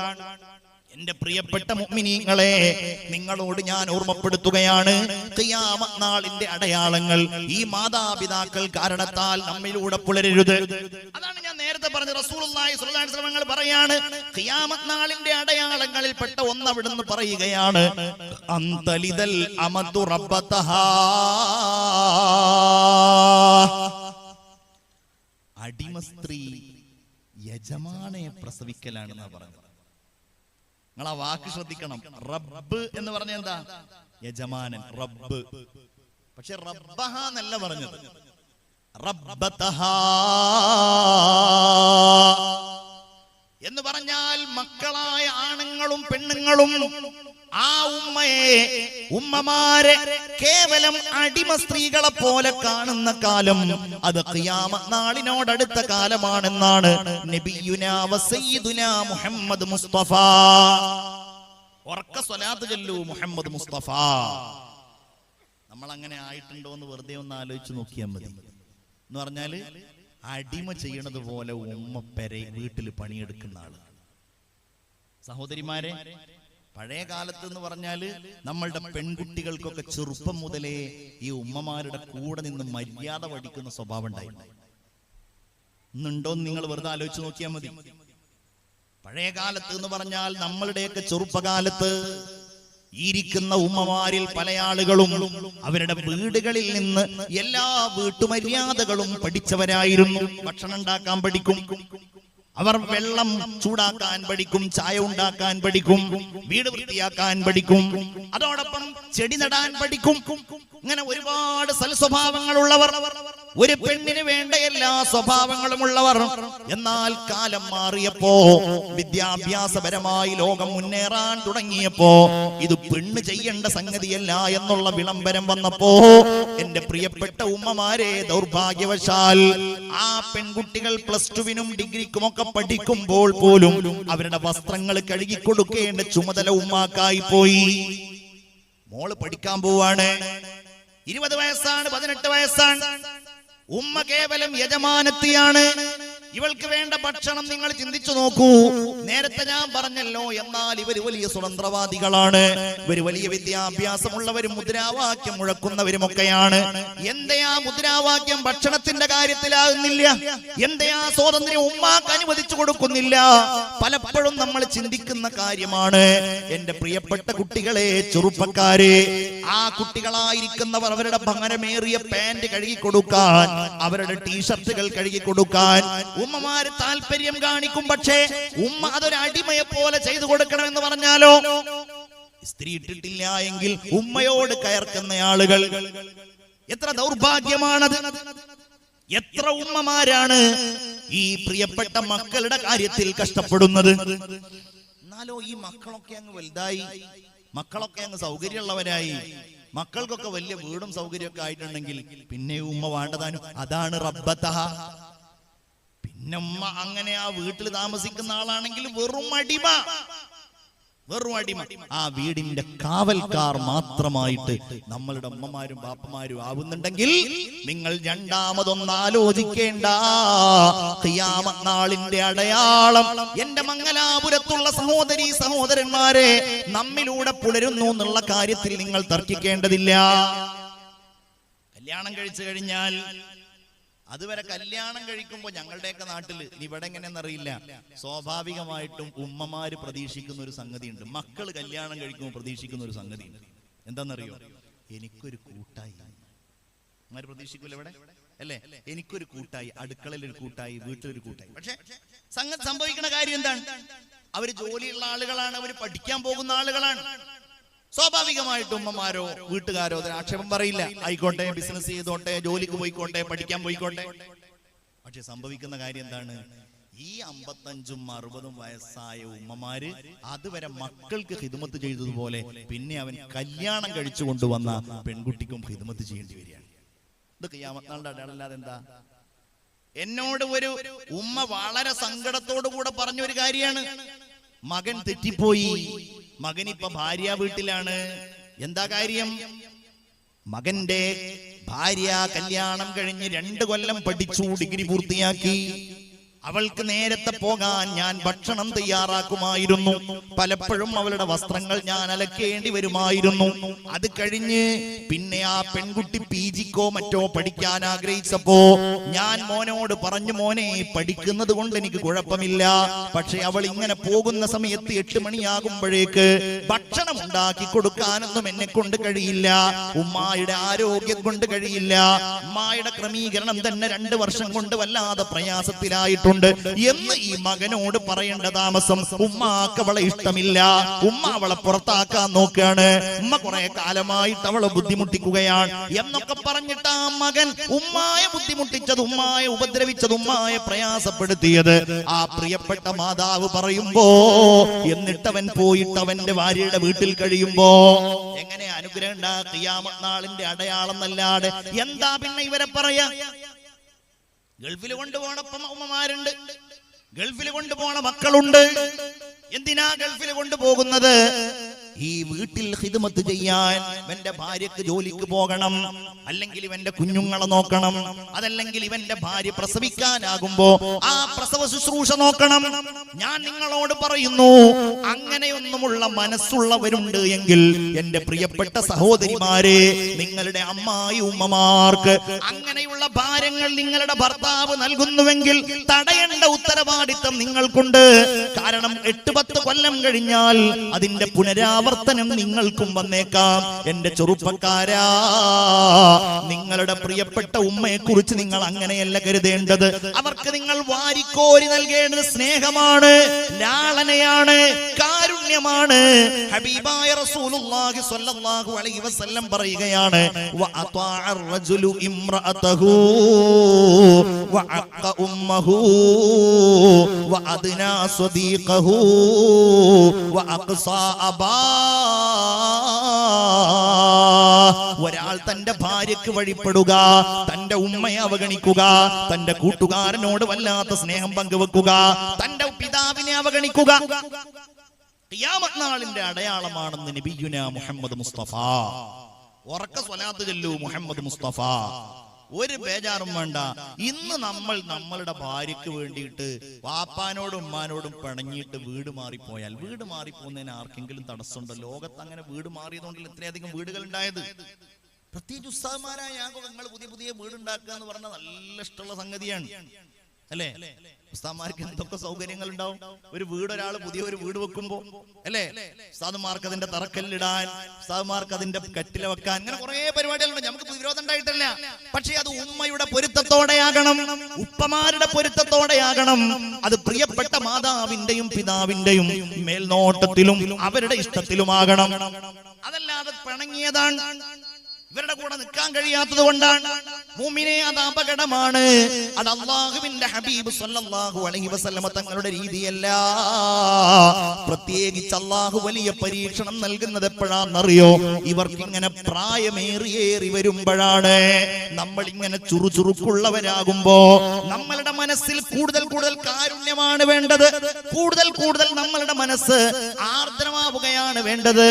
നമ്മൾ ഒരു കുഞ്ഞിനെ സ്നേഹിക്കുന്നത് പോലെ നമ്മളുടെ ഉമ്മയെ കാണാൻ നമുക്ക് കഴിയണം, അവരുടെ വാക്കുകളെ കാണാൻ നമുക്ക് കഴിയണം, അവരുടെ പ്രിയപ്പെട്ട ഉപ്പായുടെ നിർദ്ദേശങ്ങളെ കാണാൻ നമുക്ക് കഴിയണം. അവർ നമ്മുടെ ജീവിതത്തിന്റെ എല്ലാം ആകണം. അവർ നായകന്മാരാകണം, അവര് നായികമാരാകണം, അവരായിരിക്കണം നമ്മളുടെ എല്ലാം. അങ്ങനത്തെ ജീവിതത്തിനുണ്ടാകുന്ന അനുഗ്രഹങ്ങൾ ലോകത്തെവിടെയും കാണൂല. നമ്മളിങ്ങനെ ചുറ്റുഭാഗത്ത് നോക്കിയാൽ നിങ്ങൾ വെറുതെ ഒന്നും, റസൂലുള്ളാഹി സ്വല്ലല്ലാഹു അലൈഹി വസല്ലം തങ്ങൾ പറഞ്ഞത് എന്താ? ഒരാള് അയാളുടെ ആയുസ്സിൽ ദൈർഘ്യം ഉണ്ടാകണം എന്ന് ആഗ്രഹിക്കുന്നുണ്ടോ? റസൂലുള്ളാഹി പറയാണ്, മൻ അഹബ്ബ അൻ യുൻസഅലഹു ഫീ റിസ്ഖിഹി, ആരെങ്കിലും അയാളുടെ ഫീ ഉംരി, ഒരാളുടെ ആയുസ്സിൽ ദൈർഘ്യം ഉണ്ടാവണം എന്ന് ആരെങ്കിലും ആഗ്രഹിക്കുന്നുണ്ടോ? അതുപോലെ അവന്റെ റിസ്ഖിൽ വിശാലത ഉണ്ടാകണമെന്ന് ആരെങ്കിലും ആഗ്രഹിക്കുന്നുണ്ടോ? എന്താ പറഞ്ഞത്? അവനവന്റെ കുടുംബ ബന്ധം ചേർക്കട്ടെ എന്ന് പറഞ്ഞ എന്താ? ഏതെങ്കിലും ദൂരമുള്ള കുടുംബക്കാർക്ക് വാട്സപ്പിൽ പിന്നെ മെസ്സേജ് കൊടുത്തതെന്നല്ല, ഒന്നും മനസ്നേഹിക്കട്ടെ, ഉപ്പാനെ ബഹുമാനിക്കട്ടെ, ആദരിക്കട്ടെ. നിനക്ക് ഉറക്കം വരുന്നുണ്ടോ? പ്രസംഗം തുടങ്ങി എത്ര നേരം? ഏകദേശം എത്ര നേരമായി? അരമണിക്കൂറോ? എത്ര? 1.5 മണിക്കൂർ അത്ര ആയിട്ടില്ല. എത്ര നേരമായി നമ്മളെപ്പോഴാണ് തുടങ്ങി? ഇസ്മായിലിന്റെ ആത്മം ഇത്രയാണ്. അള്ളാഹു താല സന്തോഷം കൊടുക്കട്ടെ. ഞങ്ങളൊക്കെ ഒന്നിച്ച് SKSF സംസ്ഥാന കമ്മിറ്റിയിൽ പ്രവർത്തിക്കുന്ന എത്ര നേരം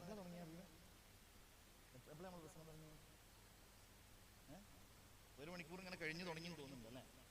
നമുക്കൊന്ന് എഴുന്നേറ്റ് നിന്നിട്ട് ചെറിയൊരു സ്വലാത്തൊക്കെ ചൊല്ലാം. എനിക്ക് അതിൻ്റെ ഇടയിൽ വേണമെങ്കിൽ ഒരു വെള്ളം കുടിക്കാമല്ലോ. എഴുന്നേറ്റ് നിന്നിട്ട് ചെറിയൊരു സ്വലാത്തൊക്കെ ചൊല്ലാം.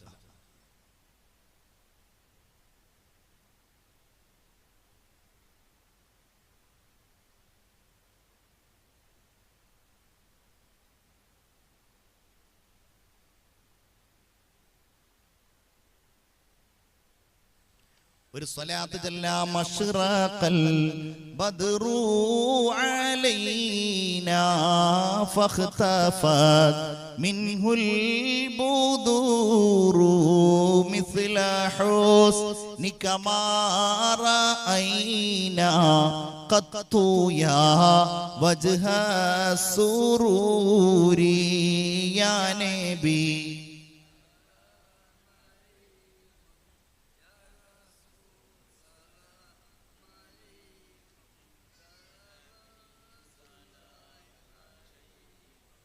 സ്വലവാതുല്ലാഹി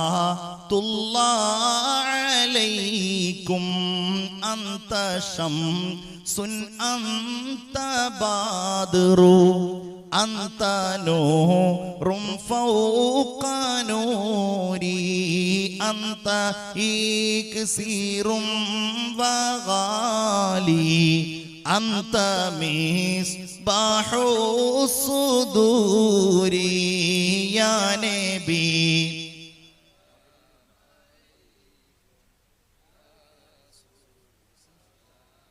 അലൈക്കും യാ ഹബീബ് സലാം അലൈക്കും സ്വലവാതുല്ലാഹി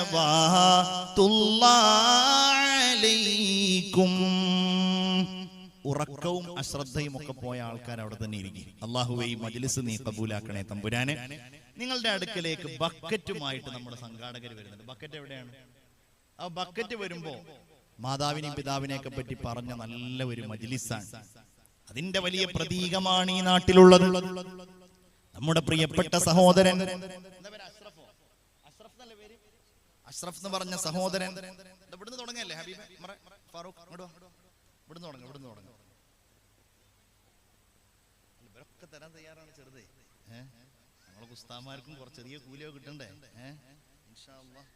അല്ലാഹുവേ സംഭവം ചെറുതാണെന്നാലും ബിസ്മില്ലാ, നല്ല നിയ്യത്തോടെ എല്ലാവരും അതിലേക്ക്. അല്ലാഹുവേ നീ കബൂലാക്കണേ തമ്പുരാൻ, നീ സ്വീകരിക്കണേ റഹ്മാൻ. എന്ത് ഹലാലായ നിയ്യത്തോടെയാണോ ആ ബക്കറ്റിലേക്ക് എല്ലാവരും സ്വതക്ക ചെയ്യുന്നത്, ആ സ്വതക്കകളെ നീ സ്വീകരിക്കണേ റഹ്മാനെ. ആമീൻ യാ റബ്ബൽ ആലമീൻ. ഞാൻ പറഞ്ഞുകൊണ്ട് വന്ന കാര്യം എന്താണ്? അല്ലാഹുവിന്റെ ഹബീബ് സല്ലല്ലാഹു അലൈഹി വസല്ലം തങ്ങൾ വളരെ ഗൗരവത്തോടെ പറഞ്ഞ കാര്യമാണ്. മാതാവിനും പിതാവിനും വാർദ്ധക്യം എത്തിക്കഴിയുന്ന സമയത്ത് ആ മക്കൾക്ക് സ്വർഗം നേടാൻ കഴിഞ്ഞിട്ടില്ല എങ്കിൽ അവർ ശപിക്കപ്പെട്ടവരാണ് എന്ന് പറഞ്ഞാൽ അല്ലാഹു സ്വർഗം നേടാൻ വലിയ അവസരമാണ് പ്രിയപ്പെട്ട മാതാപിതാക്കളുടെ അസുഖവും അവരുടെ പ്രായവും മനുഷ്യന് നൽകുന്നത്. ഒരാളുടെ അമ്മാക്കും പാപ്പാക്കും വയസ്സായിട്ടുണ്ടെങ്കിൽ, അല്ലെങ്കിൽ അവരുടെ ബുദ്ധിക്ക് എന്തെങ്കിലും ഭ്രമം സംഭവിച്ചിട്ടുണ്ടെങ്കിൽ, അല്ലെങ്കിൽ ഓർക്ക് എന്തെങ്കിലും പ്രയാസങ്ങൾ ഉണ്ടായിട്ടുണ്ടെങ്കിൽ, ചെറുപ്പക്കാരെ സഹോദരിമാരെ നിങ്ങൾ മനസ്സിലാക്കിക്കോ, അത് നിങ്ങൾ വെറുതെ ഒന്ന് പരീക്ഷിച്ചു നോക്കൂ.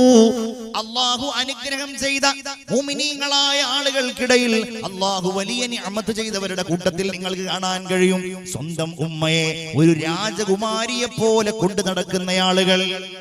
അങ്ങനെയുള്ള ആളുകൾ ഉണ്ടാവും. ഞാനിതുപോലൊരു സ്ഥലത്ത് പ്രസംഗിക്കാൻ വേണ്ടി പോയി. ഒരു വലിയ സൗകര്യമുള്ള വലിയ ഒരു കൊട്ടാര സദൃശ്യമായ ഒരു വീട്ടിൽ എന്നെ ഭക്ഷണം കഴിക്കാൻ വേണ്ടി കൊണ്ടുപോയിട്ട് അവിടെ ഉണ്ടായിരുന്ന സഹോദരൻ എന്നോട് പറഞ്ഞു, ഉസ്താദിനെ റെയിൽവേ സ്റ്റേഷനിൽ ഞാൻ ആക്കി തരാം. ആയിക്കോട്ടെ.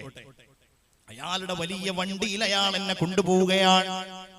അയാളുടെ വീട്ടിൽ പോയപ്പോ വൃദ്ധയായ അയാളുടെ മാതാവിന്റെ അടുക്കൽ വന്നു. ആ ഉമ്മയെ കണ്ടപ്പോ ഞാൻ അത്ഭുതപ്പെട്ടു പോയി. കാരണം ആ ഉമ്മയുടെ കൈകളിൽ നിറയെ വളകൾ, സ്വർണത്തിന്റെ വളകൾ, കഴുത്തിലൊക്കെ സ്വർണ്ണാഭരണങ്ങൾ. ഒരു വൃദ്ധയാണ്. എന്നോട് വന്നിട്ട് ഇങ്ങനെ സംസാരിച്ചു. എന്റെ മോന് വേണ്ടി ദ്വാരക്കണം എന്നൊക്കെ പറഞ്ഞു. അവരെനിക്ക് എന്തോ ഹദിയൊക്കെ തന്നു ആ ഉമ്മ. അങ്ങനെ എനിക്ക് ഭയങ്കര കൗതുകം തോന്നി. എന്താ കാര്യം? ഇത്ര പ്രായമുള്ള ഒരു ഉമ്മ എന്തിനാ അങ്ങനെയൊക്കെ സ്വർണ്ണിട്ട് നടക്കുന്നത്? ഭയങ്കര കൗതുകം തോന്നി. അങ്ങനെ ആ സഹോദരൻ എന്നെ കൊണ്ടുപോകുന്ന സമയത്ത് ആ കൂട്ടുകാരൻ എന്നോട് പറയുകയാണ്, ഉസ്താദേ, ഞാൻ ഈ നാട്ടിലെ ഏറ്റവും ദരിദ്രനായിരുന്നു. എനിക്ക് 8 വയസ്സുള്ള സമയത്താണ് എന്റെ ഉപ്പ മരണപ്പെടുന്നത്. എന്റെ സഹോദരൻ അന്ന് 6 വയസ്സാണ്. എന്റെ പെങ്ങൾക്കന്ന് 2 or 3 വയസ്സാണ്. എന്റെ ഉപ്പ മരണപ്പെട്ടു പോയപ്പോ എന്റെ മാതാവ് ഞങ്ങളെ വളർത്താൻ ഒരുപാട് കഷ്ടപ്പെട്ടു. ഒരു ചെറ്റക്കൂരയില് അയാൾ എന്നോട് പറയാണ്, അന്ന് നമ്മൾ ഈ പോകുന്ന റോഡുകളൊന്നും ടാർ ചെയ്തിട്ടുണ്ടായിരുന്നില്ല. ടാർ ചെയ്യുമ്പോൾ കല്ല് കൊണ്ടുവന്നിടുമല്ലോ. എന്റെ ഉമ്മ കല്ലൊക്കെ ഇങ്ങനെ തലയിൽ ചുമന്നിട്ട് സ്കൂളിലേക്ക് ഞാൻ പോകുമ്പോ എന്റെ പ്രിയപ്പെട്ട ഉമ്മ ഇങ്ങനെ കല്ലൊക്കെ ചുമന്നിട്ട് ഇങ്ങനെ റോഡിൽ കൊണ്ടുവന്നിടാറുണ്ടായിരുന്നു. അങ്ങനെ ഞങ്ങൾ ഒരുപാട് കഷ്ടപ്പെട്ട് വർഷങ്ങളോളം നോക്കാനാളില്ല, പറയാനാളില്ല. ഉമ്മ രാവും പകലും ജോലിക്ക് പോയത് കിട്ടിയിട്ടല്ലാതെ ഞങ്ങളുടെ വീട്ടിൽ കഞ്ഞി വെക്കാറുണ്ടായിരുന്നില്ല. അങ്ങനെ ഒരു ദിവസം എനിക്കങ്ങനെ ഞാൻ SSLC കഴിഞ്ഞ് ഞാൻ തീരുമാനിച്ചു, ഇനി 8ാം ക്ലാസ് കഴിഞ്ഞപ്പോ ഞാൻ തീരുമാനിച്ചു ഞാൻ ഇനി പഠിക്കാൻ പോകുന്നില്ല, എന്റെ ഉമ്മാക്ക് എന്തെങ്കിലും സഹായം ചെയ്യണേ. അങ്ങനെ ഞാനൊരു ഹോട്ടലിൽ പോയി നിന്നു. ഹോട്ടലിൽ ഞാൻ പണിക്ക് പോയി. ഒരു ദിവസം എനിക്ക് 50 രൂപ കിട്ടിയിട്ട് ഞാൻ ആ 50 രൂപ വൈകുന്നേരം കഴിഞ്ഞ് രാത്രി കഴിഞ്ഞ് ഞാൻ എന്റെ ഉമ്മായുടെ അടുക്കൽ കൊണ്ടുവന്ന് എന്റെ ഉമ്മായുടെ കയ്യിൽ കൊടുത്തപ്പോ എന്റെ ഉമ്മ പൊട്ടിക്കരഞ്ഞു പോയി. എന്നെ ഇങ്ങനെ ചേർത്ത് പിടിച്ച്, പടച്ചവനെ, എന്റെ കുട്ടിക്ക് ഇത്ര ചെറുപ്പത്തിലെ കഷ്ടപ്പെടേണ്ടി വന്നല്ലോ. എന്റെ നെറ്റിത്തടത്തിൽ ഉമ്മ വെച്ചിട്ട് എനിക്ക് വേണ്ടിയിട്ട് എന്റെ ഉമ്മ ദുആ ചെയ്തു. ഞാൻ പിന്നെയും ഇങ്ങനെ ഹോട്ടൽ പണിക്ക് പോയി, നാട്ടിലുള്ള പണിക്ക് പോയി. അങ്ങനെ എനിക്ക് 18 വയസ്സായപ്പോ ഞാൻ ഗൾഫിൽ പോയി. എന്റെ ലക്ഷ്യം, പടച്ചവനെ, എന്റെ ഉമ്മായെ സംരക്ഷിക്കണം, എന്റെ മക്കളെ, എന്റെ സഹോദരന്മാരെ നന്നാക്കണം, എന്റെ പെങ്ങളെ കെട്ടിക്കണം, എന്റെ ഉമ്മാക്ക് സന്തോഷം നൽകണം. അങ്ങനെ ഞാൻ പോയി. എന്റെ ഉമ്മ എനിക്ക് വേണ്ടി ദുആ ചെയ്തു. എനിക്ക് ഗൾഫിൽ വലിയ ജോലി കിട്ടി, സൂപ്പർ മാർക്കറ്റുകളായി, സൗകര്യങ്ങളായി. എന്റെ ആഗ്രഹം, എനിക്ക് ഓരോ സന്തോഷമുണ്ടാകുമ്പോഴും ചെറുപ്പത്തിൽ എന്റെ ഉമ്മയുടെ കാതിലോ കഴുത്തിലോ ഒരു തരി പൊന്നു പോലും ഉണ്ടായിരുന്നില്ല. എന്റെ ഉമ്മ കാതിൽ എന്തെങ്കിലും അണിഞ്ഞതോ കഴുത്തിൽ എന്തെങ്കിലും അണിഞ്ഞതോ ഞാൻ കണ്ടിട്ടില്ല. പക്ഷേ എന്റെ ആഗ്രഹം, എനിക്ക് ഓരോ സൗകര്യമുണ്ടാകുമ്പോഴും എന്റെ കച്ചവടത്തിൽ ലാഭമുണ്ടാകുമ്പോഴും എന്റെ ഉമ്മാക്ക് ഞാനൊരു വള വാങ്ങിച്ചു കൊടുക്കും, എന്റെ ഉമ്മാക്ക് ഞാൻ സ്വർണം വാങ്ങിച്ചു കൊടുക്കും. എന്റെ ഉമ്മയാണ് ഇന്ന് എന്റെ വീട്ടിലെ എല്ലാം.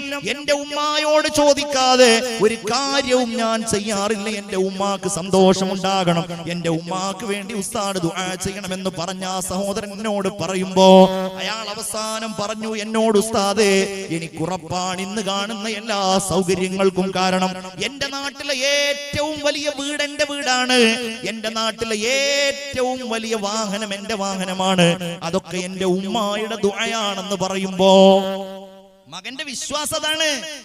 നമുക്ക് എത്ര ആളുകൾക്ക് അങ്ങനെ വിശ്വസിക്കാൻ കഴിയും? അല്ലെങ്കിൽ അങ്ങനെ വിശ്വസിക്കാൻ മാത്രം ഉമ്മാക്ക് സേവനം ചെയ്തു കൊടുത്തത് ആരാണ്? നമ്മൾ. അതാണ് നമ്മൾ ചിന്തിക്കേണ്ടത്. ലോകം പലതും പറയും, ലോകം ഈ കടപ്പാടിനെ എതിർക്കും. പുതിയ തലമുറ ഈ കടപ്പാടിൽ നിന്ന് അകലാൻ മനുഷ്യനെ പല രീതിയിലും സാമൂഹിക മാധ്യമങ്ങളിലൂടെ എഴുതും. പക്ഷേ അതൊന്നുമല്ല മുഅ്മിനെ നമ്മളെ ബാധിക്കേണ്ടത്. അല്ലാഹു തആല ഖുർആനിൽ വ്യക്തമായിട്ടല്ലേ പറഞ്ഞത്, ഇമ്മാ യബ്ലുഗന്ന ഇൻദകൽ കിബറ അഹദുഹുമാ ഔ കിലാഹുമാ ഫലാ തഖുൽ ലഹുമാ ഉഫിൻ വലാ തൻഹറുഹുമാ. നിങ്ങളുടെ മാതാവിനോ പിതാവിനോ വാർദ്ധക്യം എത്തിക്കഴിഞ്ഞാൽ, രണ്ടുപേർക്കോ അതല്ലെങ്കിൽ ഏതെങ്കിലും ഒരാൾക്കോ എത്തിക്കഴിഞ്ഞാൽ, രോഗമായി എനപ്പോയ മെഡിക്കൽ കോളേജിൽ അവർ അഡ്മിറ്റായി, നീ പോയി നിക്ക്, മറ്റേ ഹോസ്പിറ്റലിൽ നീ ബില്ലടക്ക്. നമ്മൾ കണ്ടിട്ടില്ലേ ചില ഹോസ്പിറ്റലുകളിൽ പോകുമ്പോ, ഞാൻ തന്നെ അത്ഭുതപ്പെട്ടിട്ടുണ്ട്. വൃദ്ധയായ ഉമ്മായെ താങ്ങി പിടിച്ചുകൊണ്ട് 5 or 6 മക്കള്, അതും നല്ല ചുറുചുറുക്കുള്ള മക്കള് വന്നത് ഞാൻ കണ്ടു. അവരോട് ഞാൻ ചോദിച്ചപ്പോ അവരെല്ലാവരും വിദേശത്ത് സെറ്റിൽഡ് ആണ്. ഉമ്മയും അവിടെയായിരുന്നു. ഇപ്പൊ ഉമ്മാക്ക് ഉമ്മ ഇങ്ങോട്ട് കൊണ്ടുവന്നതാണ്. ഇനി ഉമ്മായുടെ രോഗം സുഖപ്പെടാതെ ഉമ്മാക്ക് ശമനമുണ്ടാകാതെ ഞങ്ങൾ ആരും പോകുന്നില്ല എന്ന് പറയുന്ന മക്കളെ നമ്മൾ കണ്ടിട്ടുണ്ട്. എന്നാൽ നേരെ തിരിച്ചും നമ്മൾ കാണാറുണ്ട്. ICU-വിലായിരിക്കുന്ന ഉമ്മ മരണം ഇങ്ങനെ കൺമുന്നിൽ കാണുന്ന സമയത്താണെങ്കിലും ഇവൻ പറയുന്നത്, ഒരു ദിവസം ലീവായാൽ എന്റെ കാര്യം പോയല്ലോ, അത്രയും പൈസ പോയല്ലോ, ഇവിടെ ഇങ്ങനെ നിന്നിട്ട് എന്താ കാര്യം, ഞാൻ പോകട്ടെ എന്ന് പറഞ്ഞിട്ട് ഗൾഫ് രാജ്യങ്ങളിലേക്ക് പറക്കുന്നവർ, അവനവന്റെ ജോലികളിലേക്ക് പറക്കുന്നവർ, എന്റെ പ്രിയപ്പെട്ട യുവാക്കളെ, ചെറുപ്പക്കാരെ, സഹോദരിമാരെ, ഉമ്മയുടെ മനസ്സിൽ നിങ്ങൾക്ക് വേണ്ടി നൽകുന്ന ആ സ്നേഹമുണ്ടല്ലോ, ആ കാരുണ്യമുണ്ടല്ലോ, അതിനേക്കാൾ അപ്പുറമുള്ള ഒരു ഗുണമൊന്നും ലോകത്തെവിടെ നിന്നും നമുക്ക് കിട്ടാനില്ല. ഫലാ തഖുൽ ലഹുമാ ഉഫിൻ, നിങ്ങൾ അവരോട് എന്നുള്ള മലയാളത്തിൽ പറഞ്ഞൊരു വാക്കാണ്. എന്ന് പറഞ്ഞാൽ സാധാരണ എന്ന് പറഞ്ഞാൽ ശരീരത്തിൽ വല്ല പൊടിയോ എന്തെങ്കിലും ഒരു ചെറിയ സാധനം വന്നിരിക്കുമ്പോ അതിനങ്ങോട്ട് ഊതുന്ന ശബ്ദമാണ് ഉഫ്. മാതാവിനോടോ പിതാവിനോടോ അങ്ങനെ ഒരു സ്വരത്തിൽ പോലും പറയാൻ പാടില്ല. ഇതിന്റെ വ്യാഖ്യാനത്തിൽ കാണാം, നിങ്ങൾ അവരെ തുറിച്ചു നോക്കാൻ പാടില്ല, നിങ്ങൾ അവരെ വേദനിപ്പിക്കാൻ പാടില്ല, നിങ്ങൾ അവരോട് കനത്തിൽ സംസാരിക്കാൻ പാടില്ല. ഉമ്മ വിളിച്ചാൽ ഉപ്പ വിളിച്ചാൽ നിങ്ങൾ പറയുന്ന, നിങ്ങൾ ചെല്ല്, കാല് പിടിക്കണമെന്നില്ല, അവരുടെ മുമ്പിൽ പോയി ഒരമണിക്കൂർ നിങ്ങൾ ഇരിക്ക്. ഉമ്മയുടെ മുഖത്ത് നോക്കി ഇരിക്കുന്നതിന് അള്ളാഹു കൂലി നൽകുന്നതാണ്. ഹബീബായ റസൂലുള്ളാഹി സ്വല്ലല്ലാഹു അലൈഹി വസല്ലം പറയുകയാണ്, ഒരാൾ തന്റെ ഉമ്മയുടെ മുഖത്തേക്ക് കാരുണ്യത്തിന്റെ ഒരു നോട്ടം നോക്കിയാൽ അള്ളാഹു ആ നോട്ടത്തിന് പകരമായി ഒരു ഹജ്ജിന്റെ കൂലി, മഖ്ബൂലതൻ മബ്റൂറാ, ഒരു ഹജ്ജിന്റെ കൂലി അല്ലാഹു തമ്പുരാൻ നൽകുന്നതാണെന്ന് പറഞ്ഞപ്പോ ഹബീബായ നബിയോട് സ്വഹാബികൾ ചോദിച്ചു, നബിയേ അത്രയൊക്കെ ഉണ്ടോ, ഉമ്മാന്റെ മുഖത്തേക്കൊന്ന് നോക്കുന്നതിന് അങ്ങനെയൊക്കെ ഉണ്ടോ? അവിടുന്ന് പറഞ്ഞു, നിശ്ചയമായും അല്ലാഹു റബ്ബുൽ ഇസ്സത്ത് അതിനേക്കാൾ നൽകാൻ കഴിയുന്നവനാണ്. സ്വഹാബികൾ പറയുന്നു, യാ റസൂലല്ലാഹ്, അങ്ങനെയാണെങ്കിൽ ഞങ്ങൾ ഓരോ ദിവസവും ഞങ്ങൾ 100 വട്ടം ഞങ്ങളുടെ ഉമ്മയുടെ മുഖത്തേക്ക് നോക്കും. ആയിക്കോട്ടെ, അല്ലാഹു നിങ്ങൾക്ക് അതിന് കൂലി നൽകാൻ കഴിയുന്നവനാണെന്ന് ആദരവായ സയ്യിദുനാ മുഹമ്മദ് മുസ്തഫ, സ്വലാത്ത് ചൊല്ലൂ മുഹമ്മദ് മുസ്തഫ. എന്റെ പ്രിയപ്പെട്ടവരെ, നമ്മളുടെയൊക്കെ ഉമ്മമാര് നമ്മളെ പ്രസവിച്ച സമയം നിങ്ങളൊന്ന് ചിന്തിച്ചു നോക്കൂ. അന്ന് ഈ കാണുന്ന സൗകര്യങ്ങളൊന്നുമില്ലല്ലോ. ഞാൻ എന്റെ കാര്യമാ പറയുന്നത്. എന്റെ നാട്ടിൽ നിന്നുള്ള യാത്രാ സൗകര്യങ്ങളില്ല, ഹോസ്പിറ്റലുകളിലേക്ക് ഇന്ന് കാണുന്ന വേഗതകളില്ല. ഇന്ന് നമ്മളുടെ പ്രിയപ്പെട്ട ഭാര്യക്ക് നമ്മൾ വാങ്ങിച്ചു കൊടുക്കുന്നത് പോലെ ഫ്രൂട്ട്സുകളും അവർക്ക് ആവശ്യമായ പോഷകങ്ങളും പ്രസവരക്ഷാ മരുന്നുകളും വാങ്ങിച്ചു കൊടുക്കാവുന്ന സാഹചര്യങ്ങളില്ല. അവരൊക്കെ അത്രയും ദയനീയമായ സാഹചര്യങ്ങളിൽ ജീവിക്കുന്നവരായിരുന്നു. അങ്ങനെയുള്ള ആ ഒരു കാലഘട്ടത്തിൽ അവർ നമ്മളെ പ്രസവിച്ച് നമ്മെ ഈ കാണുന്ന ഒരവസ്ഥയിലേക്ക് കൊണ്ടുവന്ന് ഈ സംസാരം കേൾക്കുന്ന ഉമ്മമാരെ, സഹോദരന്മാരെ, നിങ്ങളുടെ ഉമ്മമാർ, നിങ്ങളുടെ ഉപ്പമാർ നിങ്ങളെ അങ്ങനെയൊക്കെ വളർത്തിയെങ്കിൽ ഇന്ന് നമ്മൾ അവരോട് മോശമായി പെരുമാറിയാൽ, ഇന്ന് സൗകര്യങ്ങളുടെ ഈ കാലത്ത് ഒരു 25 കൊല്ലം കഴിഞ്ഞ് 35 കൊല്ലം കഴിഞ്ഞ് അല്ലാഹു നമുക്കൊക്കെ ആയുരാരോഗ്യം നൽകുമ്പോ അതിന്റെ പ്രതികാരം ഇരട്ടിയായിരിക്കും നമ്മളുടെ മക്കളിൽ നിന്ന്. ഇത് ഞാൻ ഭീഷണിപ്പെടുത്തുകയല്ല, ഇതിന്റെ ഒരു രീതി അങ്ങനെയാണ്, ഇതിന്റെ ഒരു ശിക്ഷ അങ്ങനെയാണ്. റഹ്മാനായ റബ്ബ് സുബ്ഹാനഹു വ തആല എല്ലാ തെറ്റുകൾക്കും നാളെ ആഖിറത്തിലേക്കാണ് ശിക്ഷ നീട്ടിവെക്കാറുള്ളതെങ്കിൽ ഉമ്മാനെ ഉപദ്രവിച്ചാൽ, ഉപ്പായ പള്ളു പറഞ്ഞാൽ, ഉപ്പായ പഴി പറഞ്ഞാൽ അതിനുള്ള ശിക്ഷയെ അല്ലാഹു തആല ദുനിയാവിൽ നിന്ന് തന്നെ പകരം കൊടുക്കുമെന്ന് ആദരവായ മുഹമ്മദ് മുസ്തഫ. ഉറക്ക സ്വലാത്ത് ചൊല്ലൂ മുഹമ്മദ് മുസ്തഫ. നമുക്ക് അല്ലാഹുവിന്റെ ഖുർആൻ നൽകിയ പദവി എന്താണെന്നറിയോ ഉപ്പമാരെ? നമ്മളുടെ മക്കൾക്ക് നമ്മൾ ആരാന്നറിയോ? നമ്മൾ ആരാ? നമ്മൾ ആകാശലോകത്ത് കത്തിത്തിളങ്ങുന്ന ചന്ദ്രന് സമാനമാണ്. ഉമ്മമാരോ? ഉമ്മമാര് സൂര്യന്മാരാണ്. സൂര്യന്റെ പ്രത്യേകത എന്താ? സൂര്യനാണ് സൗരയൂഥത്തിന്റെ കേന്ദ്രം. രാവും പകലും സൂര്യന്റെ ചുറ്റുഭാഗത്തുമാണ് ഭൂമി കറങ്ങണത്. ഭൂമി സ്വയം കറങ്ങുന്നു, ഭൂമി സൂര്യന്റെ ചുറ്റുഭാഗത്തും കറങ്ങുന്നു. ലോകം അതാണ്. മാസം, ദിവസം, സമയം, സെക്കൻഡ്, മണിക്കൂർ, ചന്ദ്രൻ ഭൂമിയുടെ ചുറ്റുഭാഗത്തും കറങ്ങുന്നു. സൂര്യനാണ് ആര്? ഉമ്മ. ഈ ചന്ദ്രൻ ഉണ്ടായത്, ഭൂമി ഉണ്ടായത്, കാലുണ്ടായത് ഒക്കെ സൂര്യൻ കാരണത്താലാണ്. ഉമ്മ ഉണ്ടായത് കൊണ്ടാണ് ഉപ്പയായത്. ഉമ്മ ഉണ്ടായത് കൊണ്ടാണ് അനുജനുണ്ടായത്. ഉമ്മ ഉണ്ടായത് കൊണ്ടാണ് പെങ്ങളുണ്ടായത്. ഉമ്മയാണ് എല്ലാ കുടുംബത്തിന്റെയും കാതൽ. അല്ലാഹു ഖുർആനിൽ പറഞ്ഞുവല്ലോ, മഹാനായ സയ്യിദുനാ യൂസുഫ് അലൈഹിസ്സലാം സ്വപ്നം കാണുകയാണ്. യാ അബതി ഇന്നി റഅയ്തു അഹദ അശറ കൗകബ വശംസ വൽ ഖമറ റഅയ്തുഹും ലീ സാജിദീൻ. എന്റെ പ്രിയപ്പെട്ട ഉപ്പാ, ഞാൻ സൂര്യനെ കണ്ടു, ഞാൻ ചന്ദ്രനെ കണ്ടു, ഞാൻ 11 നക്ഷത്രങ്ങളെ കണ്ടു. അവയൊക്കെ എന്റെ മുമ്പിൽ സുജൂദിൽ വീഴുന്നത് ഞാൻ കണ്ടു. പ്രിയപ്പെട്ടവരെ, ആ സൂര്യൻ യൂസുഫ് അലൈഹിസ്സലാമിന്റെ ഉമ്മയായിരുന്നു. ചന്ദ്രൻ മഹാനായ യാക്കൂബ് നബിയായിരുന്നു. 11 നക്ഷത്രങ്ങൾ അവരിലൂടെ ഉണ്ടായിരുന്ന സഹോദരന്മാരായിരുന്നു. അതുകൊണ്ട് അവരെ വിട്ട് നമുക്കൊന്നുമില്ല.